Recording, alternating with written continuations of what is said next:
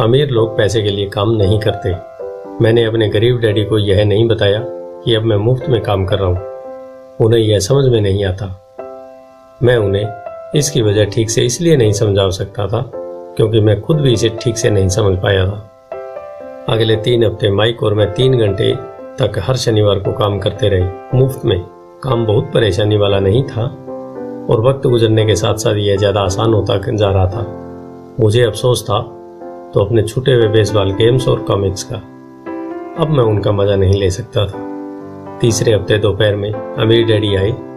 हमने उनके ट्रक के पार्किंग में आने की आवाज़ सुनी। वे स्टोर में घुसे और उन्होंने मिसेज मार्टिन को गले लगाकर अभिवादन किया।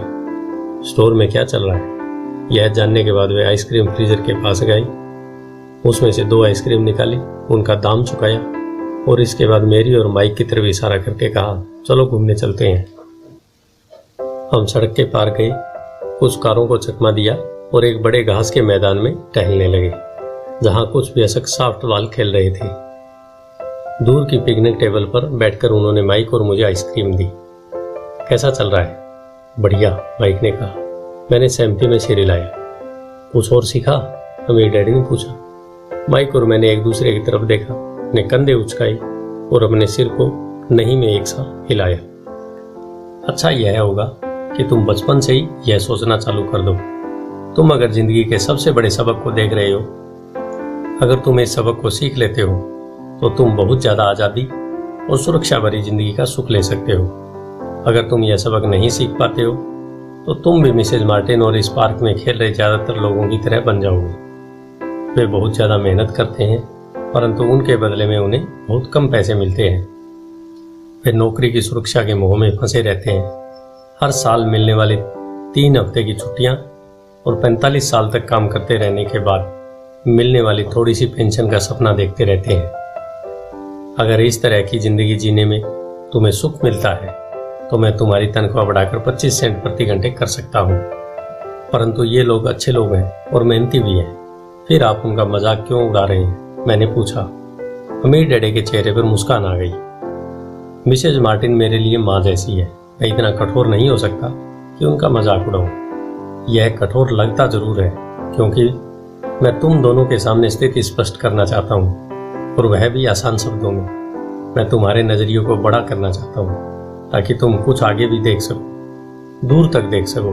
ज्यादातर लोगों को आगे देखने का फायदा कई बार सिर्फ इसलिए नहीं मिल पाता क्योंकि उनके देखने का दायरा बहुत छोटा होता है।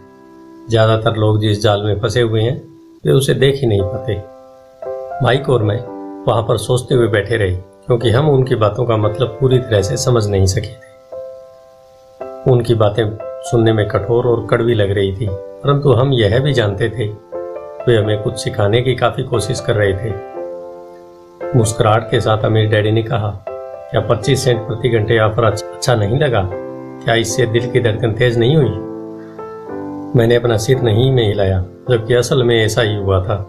1 घंटे काम के बदले 25 सेंट मेरे हिसाब से बहुत बढ़िया सौदा था। अच्छा, मैं तुम्हें 1 घंटे के $1 दूंगा, अमीर डैडी ने शरारत भरी मुस्कुराहट के साथ कहा। अब मेरा दिल तूफान मेल की तरह दौड़ रहा था। मेरा दिमाग चीख चीख कर कह रहा था, इनकी बात मान लो, मान लो। मुझे अपने कानों पर भरोसा नहीं हो रहा था परंतु फिर भी मैं चुप था। अच्छा, $2 प्रति घंटे? मुझे ऐसा लगा जैसे मेरे छोटे से 9 साल पुराने दिमाग में किसी ने बम फोड़ दिया हो। 1956 में $2 प्रति घंटे की कमाई मुझे दुनिया का सबसे अमीर बच्चा बना देती। मैं इतना सारा पैसा कमाने की कल्पना भी नहीं कर सकता था। मैं हाँ कहना चाहता था। मैं सौदा पक्का करना चाहता था। मुझे नई साइकिल दिख रही थी, नए बेसबॉल के क्लब दिख रहे थे। मेरे पास कड़क नोट देखकर मेरे दोस्तों की जलन और तारीफ भी मुझे साफ दिख रही थी।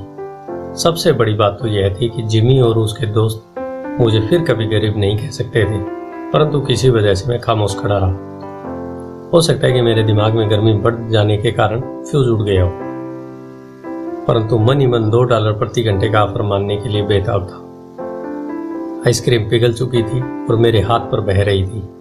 आइसक्रीम की डंडी खाली थी जिसके नीचे वनीला और चॉकलेट के टुकड़े थे जिनके मजे चिंटियां ले रही थी। अमीर डैडी हम दोनों बच्चों को देख रहे थे जो आंखें फाड़कर और खाली दिमाग से उन्हें घूर रहे थे। उन्हें मालूम था कि वे हमारी परीक्षा ले रही है, और वे यह भी जानते थे कि हमारे दिल का एक कोना उस ऑफर को मानने के लिए बेताब हो रहा था।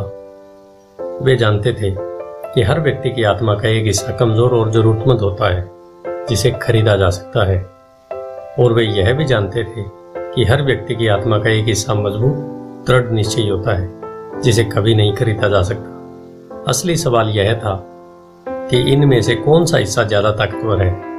उन्होंने अपनी जिंदगी में हजारों लोगों की परीक्षा ली थी। जब वे नौकरी मांगने के लिए आए लोगों का इंटरव्यू लेते थे तो वे हर बार आत्माओं की परीक्षा लेते थे।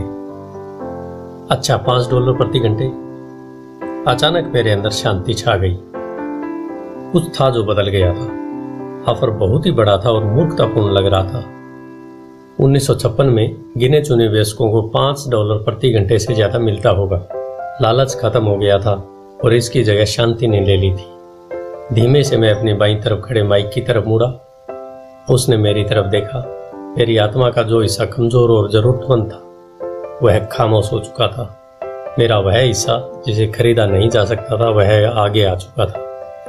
मेरे दिमाग और आत्मा में पैसे को लेकर हुए इस युद्ध में शांति और विश्वास जीत चुके थे। मैं जानता था कि माइक भी उसी बिंदु पर पहुंच चुका था। अच्छा, अमीर डैडी ने धीमे से कहा, ज्यादातर लोगों की एक कीमत होती है और उनकी कीमत इसलिए होती है क्योंकि हम सभी में दो भावनाएं होती है, डर और लालच। पहले वो पैसे के बिना रहने के डर से कड़ी मेहनत करते हैं। इसके बाद जब हमें तनख्वाह मिलती है तो हमें लालच या इच्छा की भावना जाग जाती है। पैसे होने पर हम उन बढ़िया चीजों के बारे में सोचने पर मजबूर हो जाते हैं जो उस पैसे से खरीदी जा सकती है। इस तरह हमारी जिंदगी का एक पैटर्न बन जाता है। किस तरह का पैटर्न? मैंने पूछा। सुबह जागने, काम पर जाने, खर्च करने, सुबह उठने, काम पर जाने, खर्च करने। लोगों की जिंदगी हमेशा डर और लालच इन्हीं दो भावनाओं से चलती है। उन्हें अगर ज्यादा पैसा दे भी थे तो वे इसी पैटर्न पर चलकर अपना खर्च बढ़ा लेंगे। इसी पैटर्न को मैं चूहा दौड़ कहता हूं। क्या कोई दूसरा रास्ता भी है? माइक ने पूछा। हाँ, अमीर डैडी ने धीमे से कहा, परंतु इसे बहुत कम लोग खोज पाते हैं। और वह रास्ता क्या है? माइक ने पूछा। उसी रास्ते को तुम लोग काम करते हुए और मेरे हिसाब से सीखते हुए खोज लोगे। मैं यही उम्मीद करता हूं। इसी कारण मैंने तुम्हें पैसे देना बंद कर दिया। इस बारे में कोई संकेत तो दीजिए, माइक ने कहा। हम लोग मेहनत से काम करते करते थक चुके हैं, खासकर तब जब इसके बदले में कुछ नहीं मिल रहा हो। पहला कदम तो यह है कि तुम लोग सच बोलो, अमीर डैडी ने कहा। हम लोग झूठ नहीं बोल रहे हैं, मैंने कहा। मैंने कब कहा कि तुम लोग झूठ बोल रहे हो? मैं तो यह कह रहा हूं कि सच्ची बात कह देना चाहिए, अमीर डैडी ने जवाब दिया। किस बारे में? मैंने कहा, इस बारे में कि तुम लोगों को कैसा लग रहा है, अमीर डैडी ने कहा। तुम्हें यह किसी और से कहने की जरूरत नहीं है, सिर्फ अपने आप से सच बोलो। आपके कहने का मतलब यह है कि इस पार्क में मौजूद लोग, आपके लिए काम करने वाले लोग, ये सब लोग ऐसा नहीं करते। मुझे ऐसा ही लगता है, अमीर डैडी ने कहा। इसके बजाय उन्हें हमेशा पैसा नहीं होने का डर सताता रहता है। उस डर का सामना करने के बजाय, सोचने के बजाय लोग सिर्फ प्रतिक्रिया करते हैं। इस दौरान वे दिल से काम लेते हैं, दिमाग से नहीं। अमीर डैडी ने अपने सिर पर उंगली ठोकते हुए कहा। फिर उनके हाथ में कुछ पैसे आ जाते हैं और उनमें खुशी, इच्छा, लालच की भावना आ जाती है और एक बार फिर वे दिमाग से सोचने के बजाय दिल से काम करने लगते हैं। तो वे दिल से, अपनी भावनाओं से सोचते हैं, माइक ने कहा। बिल्कुल ठीक, अमीर डैडी ने कहा। वे इस बारे में सच नहीं बताते कि उन्हें कैसा लग रहा है। वे अपनी भावना से काम करते हैं और दिमाग से सोचने का कष्ट नहीं उठाते। उन्हें डर लगता है। वे नौकरी करने जाते हैं और आशा करते हैं कि ज्यादा पैसे आने से उनका डर दूर हो जाएगा, परंतु ऐसा नहीं होता है। वही पुराना डर उन्हें फिर से सताने लगता है। वे फिर से नौकरी करने जाते हैं और फिर आशा करते हैं कि पैसा उनके डर को कम कर देगा, परंतु ऐसा नहीं होता। डर के ही कारण वे नौकरी के जाल में फंसे रहते हैं। पैसा कमाते हैं, काम करते हैं, पैसा कमाते हैं और आशा करते हैं कि डर से उनका पीछा छूट जाएगा, परंतु हर रोज जब वे उठते हैं तो उनका पुराना डर भी उनके साथ उठता है। वही पुराना डर करोड़ों लोगों को रात भर जगाता है और उनकी रात बहुत चिंता और परेशानी से गुजरती है। इसलिए वे उठते हैं, काम पर जाते हैं और यह आशा करते हैं कि तनख्वाह के चेक से उनके दिल को कुतरने वाले इस डर को वे मौत के घाट उतार देंगे। सच बात तो यह है कि पैसा उनकी जिंदगी को चला रहा है, परंतु वे इस बारे में कभी सच नहीं बोलते। पैसे ने उनकी भावनाओं पर कब्जा कर लिया है और उनकी आत्माओं पर भी। यह कहकर अमीर डैडी खामोश हो गए ताकि उनके शब्दों में छुपा संदेश हमारे अंदर चला जाए। माइक और मैंने उनकी बातें सुनी थी, परंतु हम उनका मतलब पूरी तरह समझ नहीं पाए थे। मुझे अक्सर यह हैरानी होती है कि लोगों को ऑफिस जाने की इतनी जल्दी क्यों होती है। उन्हें अपनी नौकरी में खास मजा नहीं आता था और वे कभी खुश भी नहीं दिखते थे। फिर क्या वजह थी कि वे उन्हें जल्दी ऑफिस जाने के लिए प्रेरित करती थी। जब अमीर डैडी ने देख लिया कि हम जितना समझ सकते थे हमने उतना समझ लिया, तो उन्होंने आगे कहा, मैं यह चाहता हूं कि तुम लोग इस जाल से बचो। दरअसल मैं तुम्हें यही सिखाना चाहता हूं। मेरा मकसद सिर्फ अमीर बनना सिखाना नहीं है। अमीर बनने से समस्या नहीं सुलझेगी। मैंने आश्चर्य से पूछा। बिल्कुल नहीं, मुझे दूसरी भावना, इच्छा के बारे में अपनी बात पूरी करने दो। कुछ लोग इसे लालच कहते हैं, परंतु मैं इसे इच्छा कहना ज्यादा पसंद करता हूँ। यह बुरा नहीं है कि हम किसी बेहतर, ज्यादा सुंदर, ज्यादा सुखद या रोमांचक चीज की इच्छा करें। लोग इच्छा की वजह से भी पैसे के लिए काम करते हैं। उन्हें सुख के लिए भी पैसे की जरूरत होती है, क्योंकि वे मानते हैं कि पैसे से सुख खरीदा जा सकता है। परंतु पैसा जो खुशी देता है वह अक्सर पल भर की होती है। उन्हें ज्यादा खुशी, ज्यादा आनंद, ज्यादा आराम, ज्यादा सुरक्षा हासिल करने के लिए और ज्यादा पैसे की जरूरत होती है। इसलिए वे काम करते रहते हैं और यह सोचते रहते हैं कि पैसा डर और लालच से परेशान उनकी आत्माओं को शांत कर देगा। परंतु पैसा यह काम नहीं कर सकता। अमीर होने के बाद भी नहीं, माइक ने कहा। हाँ, अमीर होने के बाद भी नहीं, अमीर डैडी ने कहा। दरअसल बहुत से अमीर लोग इच्छा के कारण नहीं बल्कि डर के कारण अमीर होते हैं। वे सचमुच सोचते हैं कि दौलत हो तो पैसे न होने का डर, गरीब होने का डर खत्म हो जाता है। इसलिए वे ढेर सारी दौलत जमा कर लेते हैं और तब जाकर उन्हें पता चलता है कि उनका डर और बढ़ गया है। उन्हें अब इसके खोने की चिंता सताने लगी है। मैं ऐसे दोस्तों को जानता हूँ जो बहुत सा पैसा होने के बाद भी काम में जुटे रहते हैं। मैं ऐसे लोगों को भी जानता हूँ जिनके पास आज करोड़ों की दौलत है, परंतु वे आज उससे भी ज्यादा चिंतित और परेशान हैं जितने वे अपनी गरीबी के दिनों में थे। उन्हें इस बात का डर है कि वे अपनी सारी दौलत खो देंगे। अमीर बनने से पहले जो डर उन्हें सता रहे थे वे अमीर बनने के बाद और भी बढ़ गए हैं। दरअसल उनकी आत्मा का कमजोर और जरूरतमंद हिस्सा अब और तेजी से चीख रहा है। वे अपने आलीशान बंगलों, शानदार कारों और उस ऐशो आराम की जिंदगी को खोना नहीं चाहते जो पैसे से खरीदी गई है। वे इसी चिंता में घुलते रहते हैं कि अगर वे कंगाल हो गई तो उनके दोस्त क्या कहेंगे। इसी चिंता की वजह से कई लोग तो न्यूरोटिक और कुंठित तक हो चुके हैं। हालांकि वे अमीर दिखते हैं और उनके पास पहले से ज्यादा पैसा है। तो क्या अमीर आदमी ज्यादा सुखी होता है? मैंने पूछा।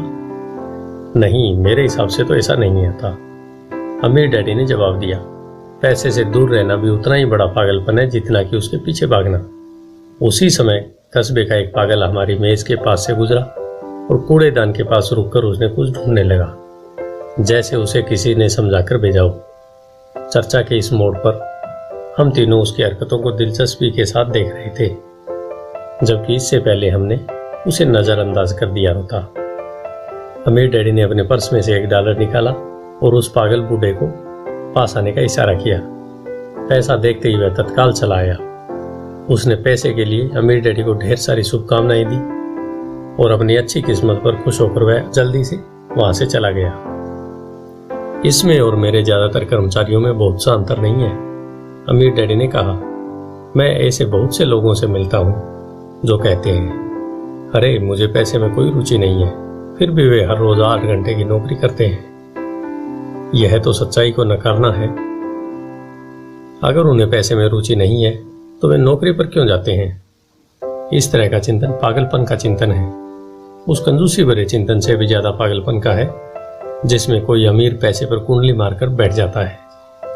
जब मैं वहां अपने अमीर डैडी की बात सुन रहा था तब मेरे दिमाग में यह ख्याल आ जाता था कि मेरे गरीब डैडी 1000 बार कह चुके थे मुझे पैसे में कोई रुचि नहीं है।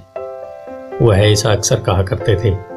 वे खुद की असली भावनाओं को छुपाने के लिए हमेशा यह भी कहा करते थे, मैं इसलिए काम करता हूँ क्योंकि मुझे अपना काम बहुत पसंद है। तो हमें क्या करना चाहिए? मैंने पूछा। यही कि हम पैसे के लिए काम नहीं करें जब तक कि हमारे मन से डर और लालच की भावनाएं पूरी तरह से निकल न जाए।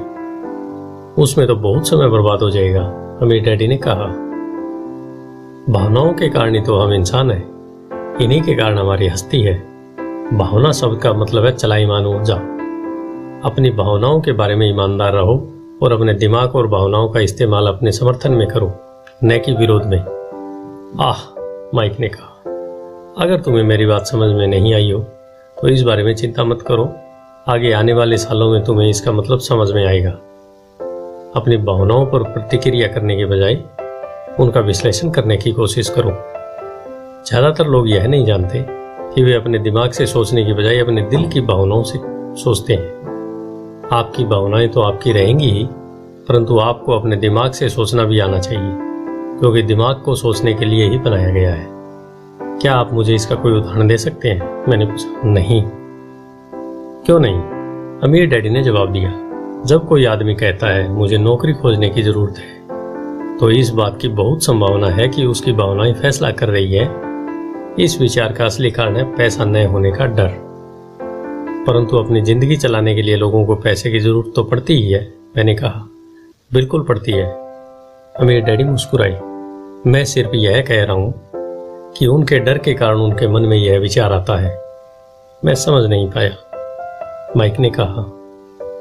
अमीर डैडी ने कहा, अगर आपके मन में पैसे की कमी का डर जाग जाए तो तत्काल नौकरी ढूंढने के लिए दौड़ मत लगाइए, ताकि कुछ पैसों के सारे उस डर को मार दिया जाए।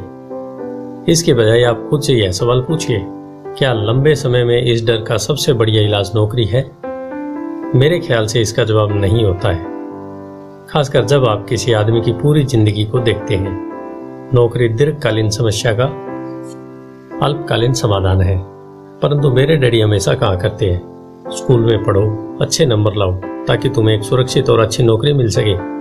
मैंने हड़बड़ी में बोल दिया, हाँ, मैं समझ सकता हूँ कि वे ऐसा क्यों कहते हैं। अमीर डैडी ने मुस्कुराकर कहा, ज्यादातर लोग ऐसी सलाह देते हैं और ज्यादातर लोगों के लिए एक अच्छा विचार होता है, परंतु लोगों की इस सलाह के पीछे भी डर छुपा होता है। आपका यह मतलब है कि मेरे डैडी ऐसा इसलिए करते हैं क्योंकि वे डरे हुए हैं? हाँ, अमीर डैडी ने कहा। वे घबराए हुए हैं कि शायद तुम पैसा नहीं कमा पाओगे और समाज में फिट नहीं हो पाओगे। मुझे गलत मत समझना, वे तुम्हें प्यार करते हैं और तुम्हारा भला चाहते हैं, और मैं सोचता हूं कि उनके डर सही भी है। शिक्षा और नौकरी महत्वपूर्ण है, परंतु इससे डर का इलाज नहीं होगा। वही डर जो तुम्हें सुबह उठकर कुछ रुपए कमाने के लिए प्रेरित करता है, उसी डर के कारण वे स्कूल जाने पर इतना जोर देते हैं। तो आपकी सलाह क्या है? मैंने पूछा। मैं चाहता हूं कि तुम्हें पैसे की ताकत पर काबू पाना सिखाऊं। पैसे का डर तुम्हारे दिमाग से निकल जाना चाहिए, और यह स्कूल में नहीं सिखाया जाता। अगर तुम इसे नहीं सीखोगे तो तुम पैसे के गुलाम बन जाओगे। अब उनकी बातें मेरी समझ में आ रही थी। वे हमारे विचारों को ज्यादा व्यापक बनाना चाहते थे।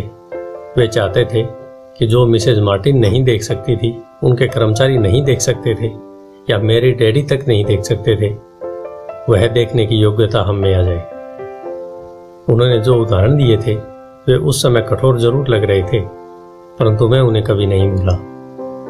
मेरा नजरिया उस दिन बहुत बड़ा हो गया था जब मैं उस जाल को देख सकता था जो ज्यादातर लोगों के सामने बिछा होता है। देखो, आखिरकार हम सभी लोग एक कर्मचारी हैं। हम केवल अलग अलग स्तरों पर काम करते हैं, अमीर डैडी ने कहा। मैं तुम लोगों से बस यही कहना चाहता हूं कि तुम लोग इस जाल से बचे रहो। डर और लालच, इन दो फंदों से बचने वाले जाल से। इनका इस्तेमाल अपने समर्थन में करो, अपने विरोध में नहीं। मैं तुम लोगों को यह नहीं सिखाना चाहता कि ढेर सारा पैसा कैसे इकट्ठा कर लिया जाए। उससे डर या लालच को नहीं जीता जा सकता। अगर तुम्हें डर और लालच पर काबू पाना नहीं आता तो तुम चाहे कितने भी अमीर बन जाओ, असलियत में तुम एक बड़ी तनख्वाह पाने वाले गुलाम ही रहोगे। तो हम किस तरह से इस जाल से बच सकते हैं? मैंने पूछा।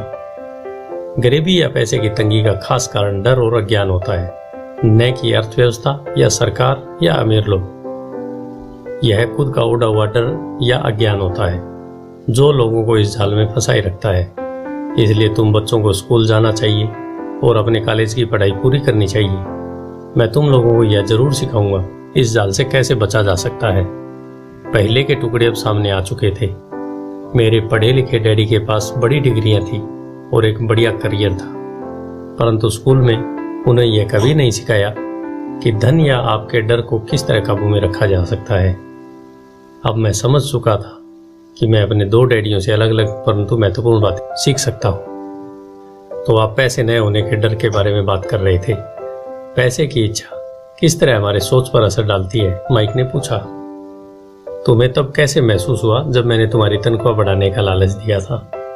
क्या तुमने यह देखा था कि तुम्हारी इच्छाएं किस तरह बढ़ रही थी? हमने अपने सिर हामी में हिलाए, पर तुमने अपनी भावनाओं के सामने हार नहीं मानी और इस कारण तुम लोगों ने जल्दबाजी में काम नहीं लिया। इससे तुम्हें सोचने का वक्त मिल गया।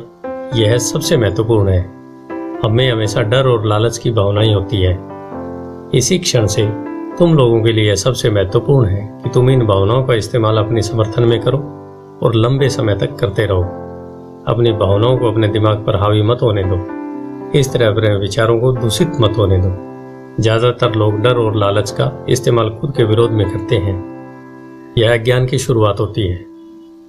डर और इच्छा की भावनाओं के कारण ही ज्यादातर लोग तनख्वाह के चेक, तनख्वाह की बढ़ोतरी और नौकरी की सुरक्षा के पीछे भागते भागते अपनी पूरी जिंदगी निकाल देते हैं। असल में वे यह सोचते ही नहीं है कि भावनाओं के आधार पर बने हुए ये विचार उन्हें किस तरफ ले जा रहे हैं। यह तो वही बात हो गई जिसमें गाड़ी खींचने वाले गधे के सामने उसके मालिक गाजर लटकाई रखता है जो उसकी नाक के ठीक सामने होती है। गधे का मालिक जहां जाना चाहता है वहां जाता है, परंतु गधा तो लालच के कारण भाग रहा है। कल गधे के लिए दूसरी गाजर आ जाएगी और गधा उसका पीछा करने लगेगा। आपके कहने का मतलब यह है कि जिस समय मैंने एक बेसबॉल ग्लव्स, कैंडी और खिलौनों के सपने देखना शुरू किया, उस समय मेरी हालत उस गधे की तरह हो गई थी जो गाजर के पीछे भागता है, माइक ने पूछा। हाँ, और उम्र के साथ साथ तुम्हारे खिलौने भी ज्यादा महंगे होते जाएंगे। अपने दोस्तों पर रौब झाड़ने के लिए नई कार, एक नाव और एक आलीशान घर। अमीर डैडी ने मुस्कुराकर कहा, डर आपको दरवाजे से बाहर धक्का देता है, इच्छा आपको अंदर बुलाती है, आपको चट्टानों की तरह ललचाती है। यही जाल है। तो इसकी काट क्या है? माइक ने पूछा। डर और इच्छा अज्ञान की वजह से बढ़ते हैं, इसलिए अमीर लोगों के पास जितना ज्यादा पैसा होता है उनका डर भी उतना ही ज्यादा बड़ा होता है। धन ही गाजर है, भ्रम है। अगर गधा पूरी तस्वीर देख सकता तो शायद वह गाजर का पीछा करने के अपने फैसले पर दोबारा सोचता। अमीर डैडी ने आगे यह समझाया कि आदमी की जिंदगी अज्ञान और ज्ञान के बीच होने वाला संघर्ष है। उन्होंने बताया कि एक बार कोई आदमी खुद के बारे में ज्ञान की खोज करना बंद कर देता है तो उसकी जिंदगी में अज्ञान घुस जाता है। यह संघर्ष हर पल होता है, इसलिए हमें यह फैसला करना है, यह सीखना है कि अपने दिमाग को खुला रखा जाए या इसे बंद कर लिया जाए। देखो, स्कूल बहुत ज्यादा महत्वपूर्ण है, पर आप स्कूल इसलिए जाते हैं ताकि आप वहां कोई कला या व्यवसाय सीख सकें और इस तरह से आप समाज में योगदान दे सकें। हर समाज में शिक्षकों, डॉक्टरों, मैकेनिकों, कलाकारों, रसोइयों, व्यवसायिक लोगों, पुलिस अफसरों, आग बुझाने वालों और सिपाहियों की जरूरत होती है। स्कूल उन्हें यह सब सिखाते हैं ताकि हमारा समाज विकसित हो सके और हमारी संस्कृति समृद्ध हो सके। अमीर डैडी ने कहा, दुर्भाग्य से कई लोगों के लिए स्कूल शिक्षा का अंत होना है, शुरुआत नहीं। एक लंबी खामोशी छाई रही। अमीर डैडी मुस्कुरा रहे थे। उस दिन उन्होंने जो कहा था वह पूरी तरह से समझ नहीं आया, परंतु ज्यादातर महान शिक्षकों के शब्द सालों तक हमें सिखाते रहते हैं। उनके शब्द इसी तरह से आज भी मेरे साथ हैं। मैं आज थोड़ा निर्मम हुआ, अमीर डैडी ने कहा। मैं एक वजह से निर्मम हुआ। मैं चाहता था कि तुम लोगों को आज की यह चर्चा हमेशा याद रहे। मैं चाहता हूं कि तुम लोग हमेशा मिसेज मार्टिन के बारे में सोचो। मैं चाहता हूं कि तुम लोग हमेशा उस गधे के बारे में सोचो। इन्हें कभी मत भूलना। अगर तुमने अपनी समझदारी से उन्हें काबू नहीं किया तो डर और लालच की तुम्हारी दोनों भावनाएं तुम्हें जिंदगी के सबसे बड़े जाल में फंसा सकती है। अपनी जिंदगी को डरते डरते गुजारना, अपने सपनों को पूरा न करना निर्ममता है। यह भी निर्ममता है कि पैसे के लिए कड़ी मेहनत की जाए और यह सोचा जाए कि पैसे से खरीदी गई चीजें सुख दे सकती हैं। बिल चुकाने के डर से घबराकर आधी रात को जागना जीने का एक भयानक तरीका है। तनख्वाह के हिसाब से जिंदगी जीना भी कोई जीना है? यह सोचना कि कोई नौकरी आपको सुरक्षा या एहसास दे सकती है, खुद से झूठ बोलना है। यह निर्ममता है और यही वह जाल है जिससे मैं तुम्हें बचाना चाहता हूं। मैंने देखा है कि पैसा किस तरह लोगों की जिंदगियों को चलाता है। ऐसा अपने साथ मत होने दो। भगवान के लिए पैसे को अपनी जिंदगी मत चलाने दो। हमारी मेज के नीचे सॉफ्ट बॉल आ गई। अमीर डैडी ने उसे उठाया और वापस खिलाड़ियों के पास फेंक दिया। तो अज्ञान का लालच और डर से क्या ताल्लुक है? मैंने पूछा। यह पैसे का अज्ञान ही है जिसकी वजह से इतना लालच और इतना डर पैदा होता है। अमीर डैडी ने कहा, मैं तुम्हें कुछ उदाहरण देता हूँ। एक डॉक्टर जो अपने परिवार को ज्यादा खुशी देना चाहता है अपनी फीस बढ़ा देता है। उसकी फीस बढ़ने की वजह से स्वास्थ्य सुविधाएं हर एक के लिए महंगी हो जाती हैं। अब इससे गरीब लोगों को सबसे ज्यादा नुकसान पहुंचता है। इसलिए गरीब लोगों का स्वास्थ्य अमीर लोगों से ज्यादा बुरा होता है। अब चूंकि डॉक्टर ने अपनी फीस बढ़ा दी है, इसलिए वकील भी अपनी फीस बढ़ा देता है। चूंकि वकीलों ने अपनी फीस बढ़ा दी है, इसलिए स्कूल के टीचर भी अपनी तनख्वाह बढ़ाना चाहते हैं, जिसके कारण हमारा टैक्स बढ़ता है और यह सिलसिला अनंत काल तक यूं ही चलता रहता है। जल्द ही अमीर और गरीब लोगों के बीच इतना भयानक अंतर हो जाता है कि प्रलय आ जाएगा और एक दिन महान सभ्यता धराशायी हो जाएगी। महान सभ्यताएं तभी धराशायी हुई है जब अमीरों और गरीबों के बीच का फासला बहुत ज्यादा हो गया है। अमेरिका भी उसी रास्ते पर चल रहा है और इससे यह साबित होता है कि इतिहास अपने आप को दोहराता है, क्योंकि हम इतिहास से कुछ नहीं सीखते। हम केवल ऐतिहासिक तारीखें और नाम रटते हैं, उनके सबक को भूल जाते हैं। क्या कीमतें नहीं बढ़नी चाहिए? मैंने पूछा। अच्छी तरह से चल रही सरकार और एक शिक्षित समाज में तो नहीं, कीमतें दरअसल कम होनी चाहिए। जाहिर है कि ऐसा केवल सिद्धांत में ही हो सकता है। कीमतें अज्ञान से पैदा हुई लालच और डर के कारण बढ़ती हैं। अगर स्कूल में धन के बारे में सिखाया जाता तो लोगों के पास ज्यादा पैसा होता और बाजार की कीमतें भी कम होती। परंतु स्कूलों में सिर्फ पैसे के लिए काम करना सिखाया जाता है, पैसे की ताकत का इस्तेमाल नहीं सिखाया जाता। परंतु हमारे यहाँ बिजनेस स्कूल भी है। माइक ने पूछा, क्या आप मुझे अपनी मास्टर डिग्री के लिए बिजनेस स्कूल जाने के लिए प्रेरित नहीं कर रहे हैं? हाँ, अमीर डैडी ने कहा, परंतु अक्सर ऐसा होता है कि बिजनेस स्कूल ऐसे कर्मचारियों को प्रशिक्षित करते हैं जो परिष्कृत बीन काउंटर्स होते हैं। ईश्वर ही मालिक है। जब कोई बीन काउंटर बिजनेस संभाल ले, वे सिर्फ संख्या को देखते हैं, लोगों को निकालते हैं और बिजनेस का गला घोंट देते हैं। मैं जानता हूँ क्योंकि मैं बीन काउंटर से काम लेता हूँ। वे सिर्फ इतना ही सोचते हैं कि लागत कैसे कम की जाए और कीमत कैसे बढ़ाई जाए। इससे बहुत सी समस्याएं पैदा हो जाती है। बीन काउंटर्स भी महत्वपूर्ण है। मैं सोचता हूँ कि ज्यादा लोगों को इस बारे में जानना चाहिए, परंतु यह भी पूरी तस्वीर नहीं बताती। अमीर डैडी ने गुस्से से कहा। तो फिर क्या कोई इसका हल है? माइक ने कहा। हाँ, अमीर डैडी ने कहा, सोचने के लिए अपनी भावनाओं का इस्तेमाल करना सीखो। अपनी भावनाओं के बहाव में आकर मत सोचो। जब तुम लोग मुफ्त में काम करने के लिए तैयार हो गए थे तो तुमने अपनी भावनाओं को काबू में रखना सीख लिया था। तभी मैं समझ गया था कि तुमसे उम्मीद की जा सकती है। जब मैंने तुम्हें ज्यादा तनख्वाह का लालच दिया तब तुमने एक बार फिर भावनाओं की बात नहीं मानी। तुम ताकतवर भावनाओं के बावजूद सोचना सीख रहे हो। यह पहला कदम है। यह कदम इतना महत्वपूर्ण क्यों है? मैंने पूछा। यह तुम अपने आप जान पाओगे। अगर तुम सीखना ही चाहते हो तो मैं तुम लोगों को ब्राइन पैच में ले जाऊंगा। यह वह जगह है जिससे लोग बचते हैं। मैं तुम्हें उस जगह पर ले जाऊंगा जहां जाने से ज्यादातर लोगों को डर लगता है। अगर तुम मेरे साथ जाओगे तो तुम्हारे मन से पैसे के लिए काम करने का विचार निकल जाएगा। इसके बजाय तुम यह सीखोगे कि पैसे से कैसे काम लिया जाता है। और अगर हम आपके साथ जाते हैं तो हमें क्या मिलेगा?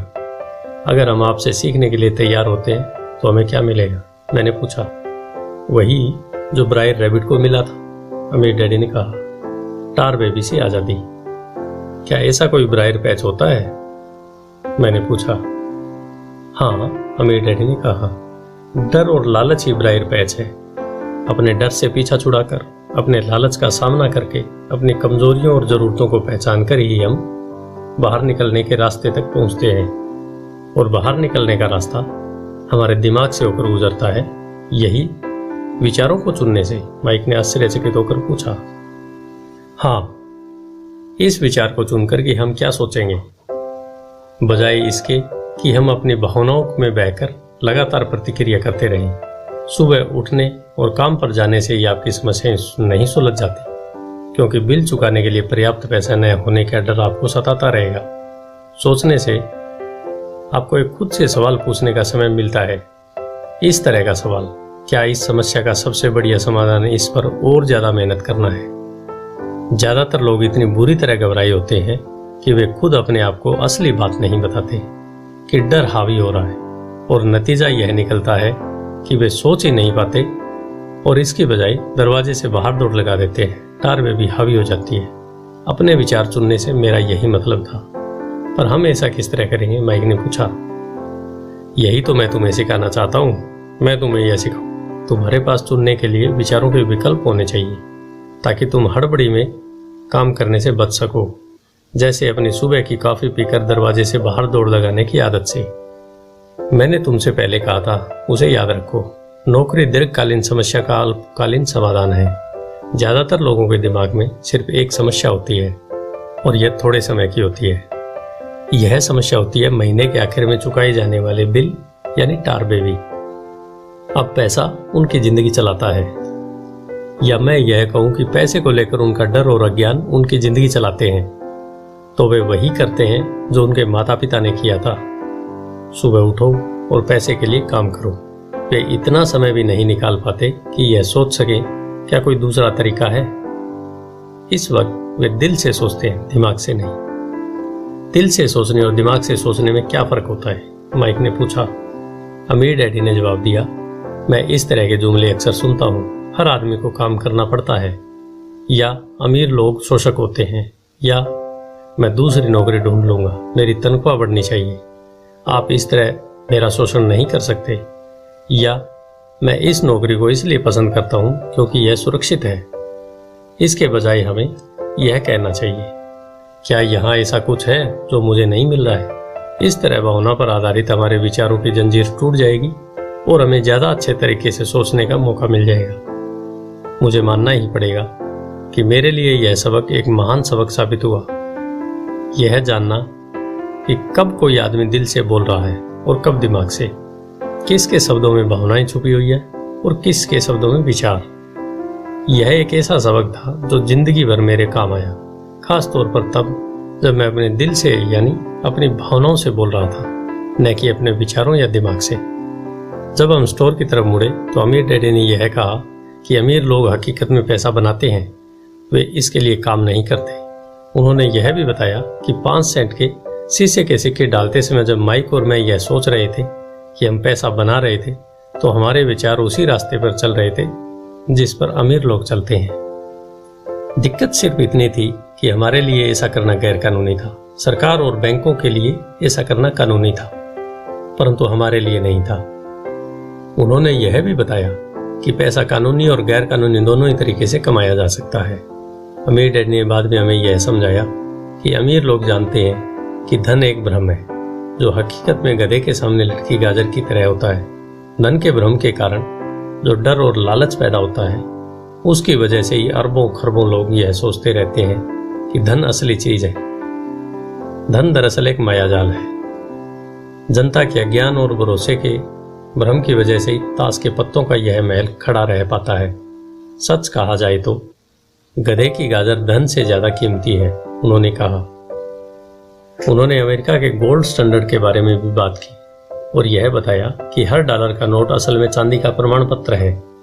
उन्हें इस अफवाह से चिंता हो रही थी कि किसी दिन हम लोग गोल्ड स्टैंडर्ड को छोड़ देंगे और हमारे डॉलर चांदी के प्रमाण पत्र नहीं रहेंगे। जब ऐसा होगा बच्चों, तो कयामत आ जाएगी। गरीब, मध्यम वर्गीय और नासमझ लोगों की जिंदगी सिर्फ इसलिए बर्बाद हो जाएगी क्योंकि वे यह भरोसा करते रहते हैं कि धन ही असली चीज है और वे जिस कंपनी के लिए काम करते हैं वह कंपनी या सरकार उनका ध्यान रखेगी। उनकी बातें उस दिन हमारी समझ में नहीं आ रही थी, परंतु सालों बाद जाकर मुझे यह समझ में आया कि यह बड़े पते की बात थी। जब वे अपने पिकअप ट्रक में चढ़े तो उन्होंने कहा, काम चालू रखो बच्चों, पर जितनी जल्दी तुम तनख्वाह की जरूरत को भूल जाओगे तुम्हारी आगे की जिंदगी उतनी आसान होती जाएगी।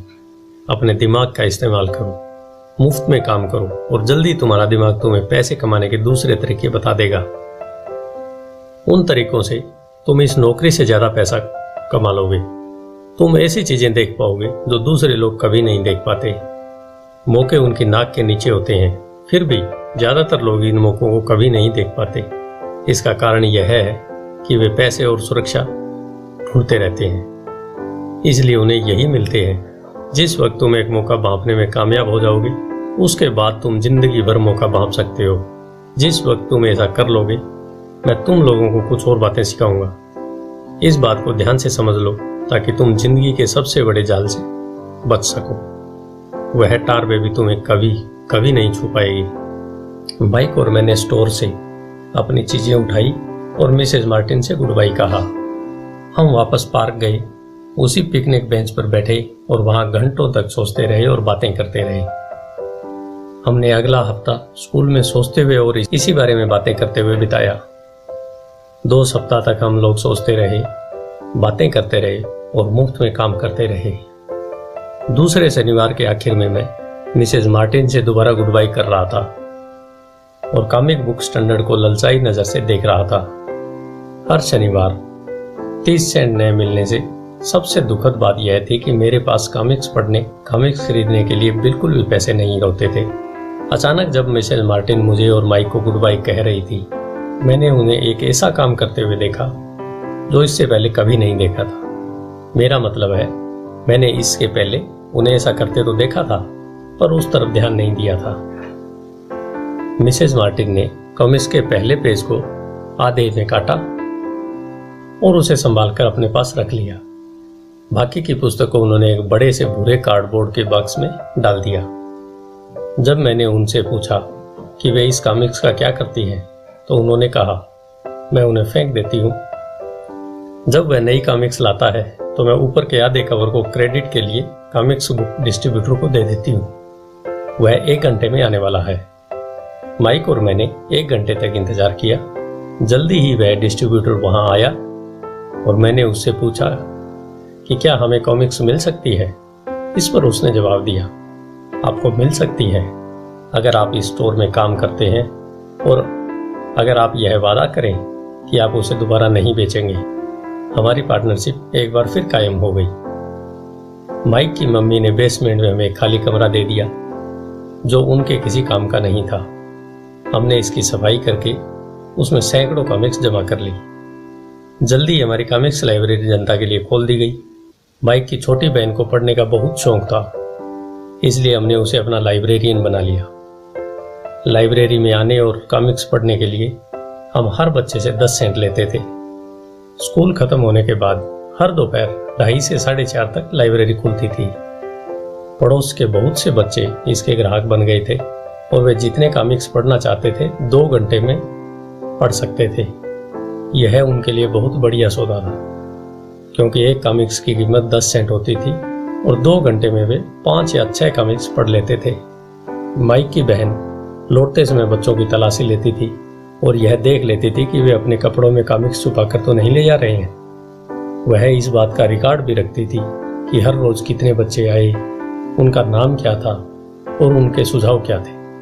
माइक और मुझे 3 महीने तक हर हफ्ते $9.5 का औसत लाभ हुआ। हमने उसकी बहन को हर हफ्ते $1 का भुगतान किया और उसे मुफ्त में कॉमिक्स पढ़ने का फायदा भी दिया। हालांकि वह कॉमिक्स कभी कभार ही पढ़ती थी, क्योंकि वह हमेशा अपनी पढ़ाई में लगी रहती थी। माइक और मैं समझौते के मुताबिक हर शनिवार स्टोर में काम करते रहे। साथ ही हम अलग अलग दुकानों से कॉमिक्स इकट्ठी करते रहे। हमने वादे के मुताबिक कॉमिक्स नहीं बेचे। जब कोई कॉमिक्स फट जाती थी तो हम उसे जला देते थे। हमने इसकी एक शाखा खोलने की भी कोशिश की, परंतु हमें माइक की बहन की तरह मेहनती और भरोसेमंद लाइब्रेरियन नहीं मिला। बहुत कम उम्र में ही हमने यह जान लिया था कि अच्छे स्टाफ को खोजना कितना मुश्किल होता है। लाइब्रेरी खुलने के 3 महीने बाद हमारे लाइब्रेरी में एक समस्या आ गई। दूसरे मोहल्ले के कुछ गुंडे अंदर घुस आए और उन्होंने झगड़ना शुरू कर दिया। माइक के डैडी ने सुझाव दिया कि हम अपना यह कारोबार बंद कर दें। तो इस तरह हमारा कॉमिक्स का धंधा बंद हो गया और हमने कन्वीनियंस स्टोर पर हर शनिवार काम करना भी बंद कर दिया। फिर भी अमीर डैडी रोमांचित थे, क्योंकि उनके पास ऐसी बहुत सी नई बातें थी जो वे हमें सिखाना चाहते थे।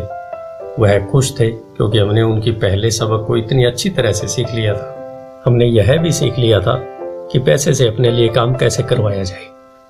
स्टोर में नौकरी के बदले में पैसा नहीं मिलता था, इसलिए हमें मजबूरन अपनी कल्पना शक्ति पर जोर डालना पड़ा ताकि हम पैसा कमाने का कोई दूसरा तरीका ढूंढ सके। कॉमिक्स लाइब्रेरी हमारा अपना व्यवसाय था। हमारा धन हमारे काबू में था और हम किसी मालिक के मोहताज नहीं थे। इसमें सबसे अच्छी बात यह थी कि हमारे व्यवसाय से हमें तब भी पैसा मिलता था जब हम वहां स्वयं मौजूद नहीं होते थे। उस समय हम पैसे के लिए काम नहीं करते थे, बल्कि हमारा पैसा हमारे लिए काम करता था। ज्यादा तनख्वाह देने की बजाय अमीर डैडी ने हमें इतनी बढ़िया नसीहत दे दी थी। धन्यवाद। अध्याय 3 जो है पैसे की समझ क्यों सिखाई जानी चाहिए।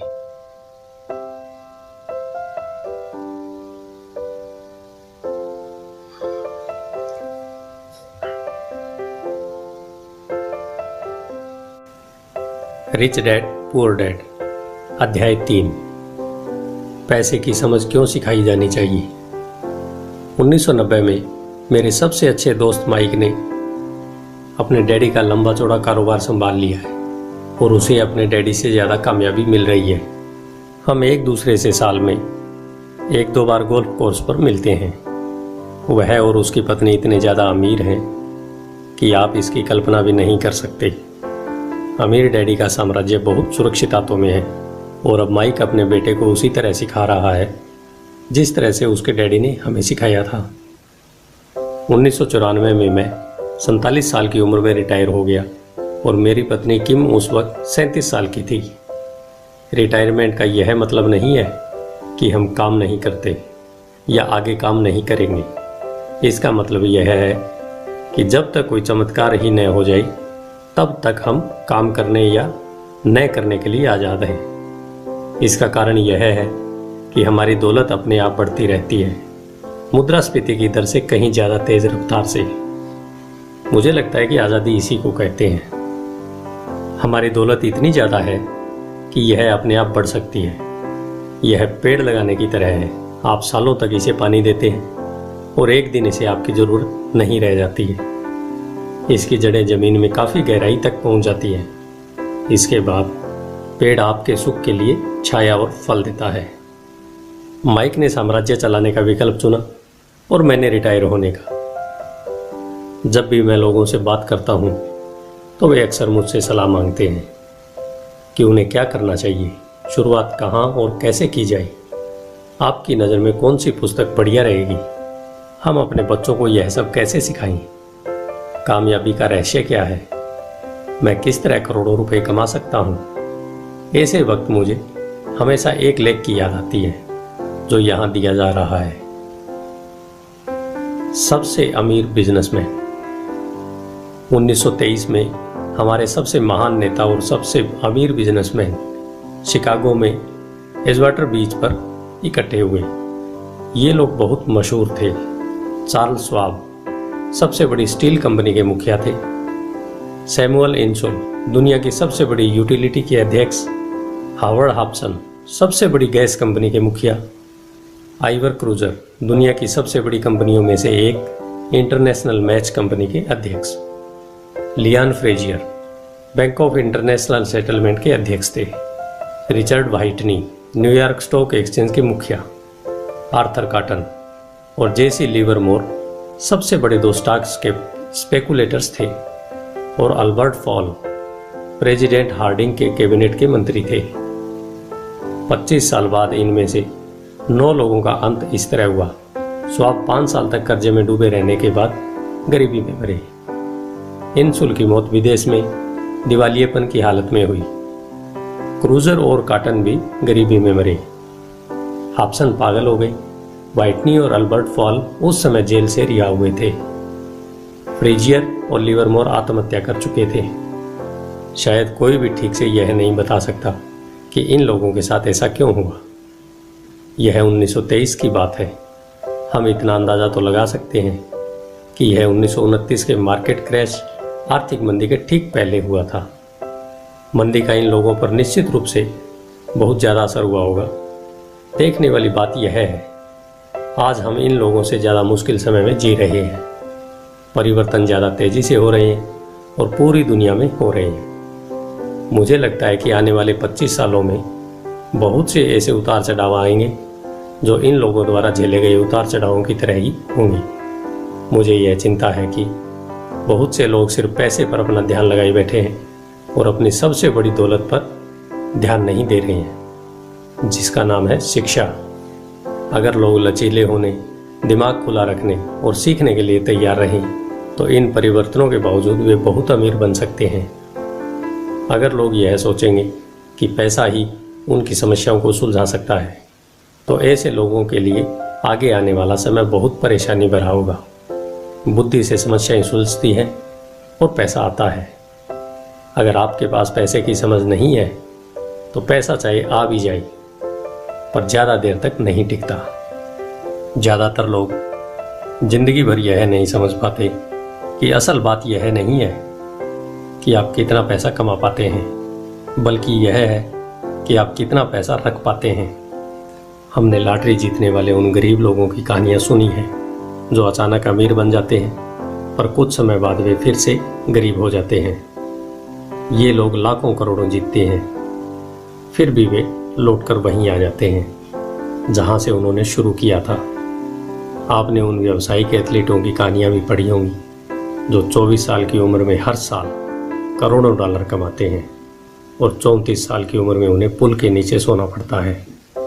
आज ही के अखबार में एक युवा बास्केटबॉल खिलाड़ी की खबर छपी है जो 1 साल पहले करोड़ों का मालिक था। आज वह यह शिकायत करता फिर रहा है कि उसके दोस्तों, वकीलों और अकाउंटेंट ने उसके पैसे हड़प लिए और इसी वजह से आज उसे बहुत कम मजदूरी पर कार धोने का काम करना पड़ रहा है। वह सिर्फ 29 साल का है। उसे कार धोने के काम से भी निकाल दिया गया है। इसकी वजह यह थी कि उसने कार साफ करते समय अपनी चैंपियनशिप रिंग उतारने से मना कर दिया और इसलिए उसकी खबर अखबार में छप गई। वह अपने निकाले जाने का विरोध कर रहा था और कहता है कि यह भेदभाव है। अंगूठी ही तो उसकी महान जिंदगी की इकलौती निशानी है। उसका कहना है कि अगर आप उसकी अंगूठी उतार लेंगे तो उसके पास जिंदा रहने का कोई सहारा ही नहीं बचेगा और वह मर जाएगा। 1997 में मैं ऐसे बहुत से लोगों को जानता हूँ जो नए नए करोड़पति बन रहे हैं। एक बार फिर यह 1920 के उछाल वाले दशक की याद दिलाता है। हालांकि मैं खुश हूँ कि इतने ज़्यादा लोग अमीर बनते जा रहे हैं, परंतु मैं उन्हें चेतावनी देना चाहता हूँ। लंबे समय में यह महत्वपूर्ण नहीं है कि आपने कितना पैसा कमाया, बल्कि महत्वपूर्ण यह है कि आपने कितना पैसा रखा और आपने कितनी पीढ़ियों तक उस पैसे को सहेजा।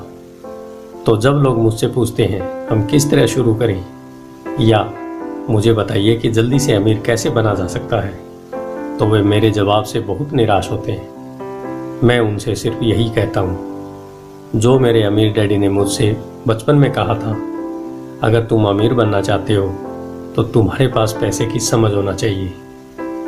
जब भी मैं अमीर डैडी से मिलता था यह विचार मेरे दिमाग में हर बार ठोका जाता था। जैसा मैंने कहा, मेरे पढ़े लिखे डैडी हमेशा किताबें पढ़ने के फ़ायदे बताते रहते थे। दूसरी तरफ मेरे अमीर डैडी वित्तीय साक्षरता या पैसे की समझ विकसित करने पर जोर देते थे। अगर आप एम्पायर स्टेट बिल्डिंग बनाने जा रहे हैं तो सबसे पहले आपको एक गहरा खड्डा खोदना पड़ेगा और एक मजबूत नींव डालनी पड़ेगी। अगर आप किसी उपनगर में एक घर बनाने जा रहे हैं तो आपको सिर्फ 6 इंच का कंक्रीट का स्लैब डालना होगा। ज़्यादातर लोग अमीर बनने के चक्कर में 6 इंच के स्लैब पर एम्पायर स्टेट बिल्डिंग खड़ी करना चाहते हैं। हमारा स्कूल सिस्टम उस ज़माने का है जब खेती किसानी ही अर्थव्यवस्था का आधार थी।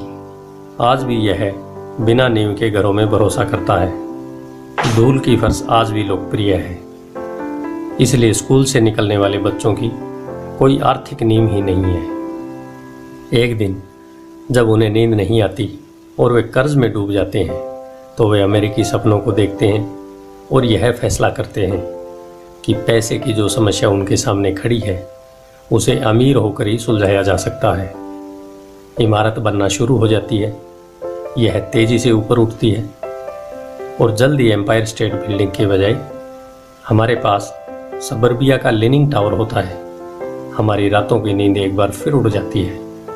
माइक और मेरे लिए दोनों ही विकल्प संभव थे, क्योंकि हमारी आर्थिक नींव मजबूत थी और पैसे की समझ हमें बचपन से ही सिखाई गई थी। देखा जाए तो अकाउंटिंग शायद दुनिया का सबसे बोरिंग विषय है।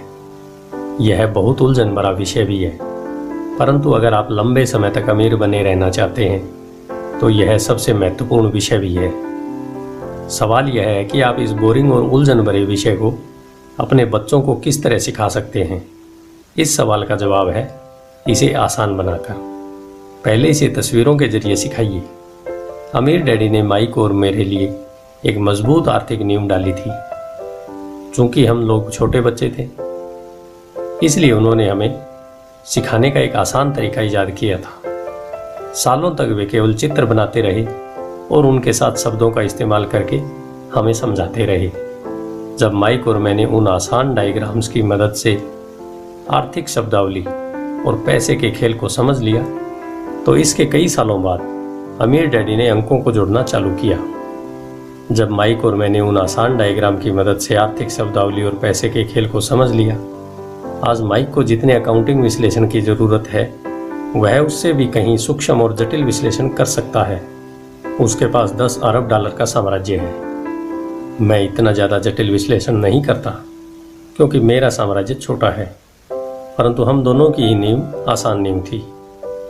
आगे आने वाले पृष्ठों में मैं आपके सामने वही आसान से चित्र खींचूंगा जो माइक के डैडी ने हमारे लिए खींचे थे। हालांकि वे आसान हैं, परंतु इन चित्रों के सहारे उन्होंने 2 छोटे बच्चों को ठोस और गहरी नींव पर दौलत का महल बनाना सिखाया था। नियम 1, आपको संपत्ति और दायित्व का अंतर पता होना चाहिए और हमेशा संपत्ति ही खरीदना चाहिए। अगर आप अमीर बनना चाहते हैं तो आपको बस इतना ही जानने की ज़रूरत है। यह पहला नियम है, यही इकलौता नियम है। यह बहुत आसान लगता है, परंतु ज़्यादा लोगों को यह पता ही नहीं है कि यह नियम कितना महत्वपूर्ण है।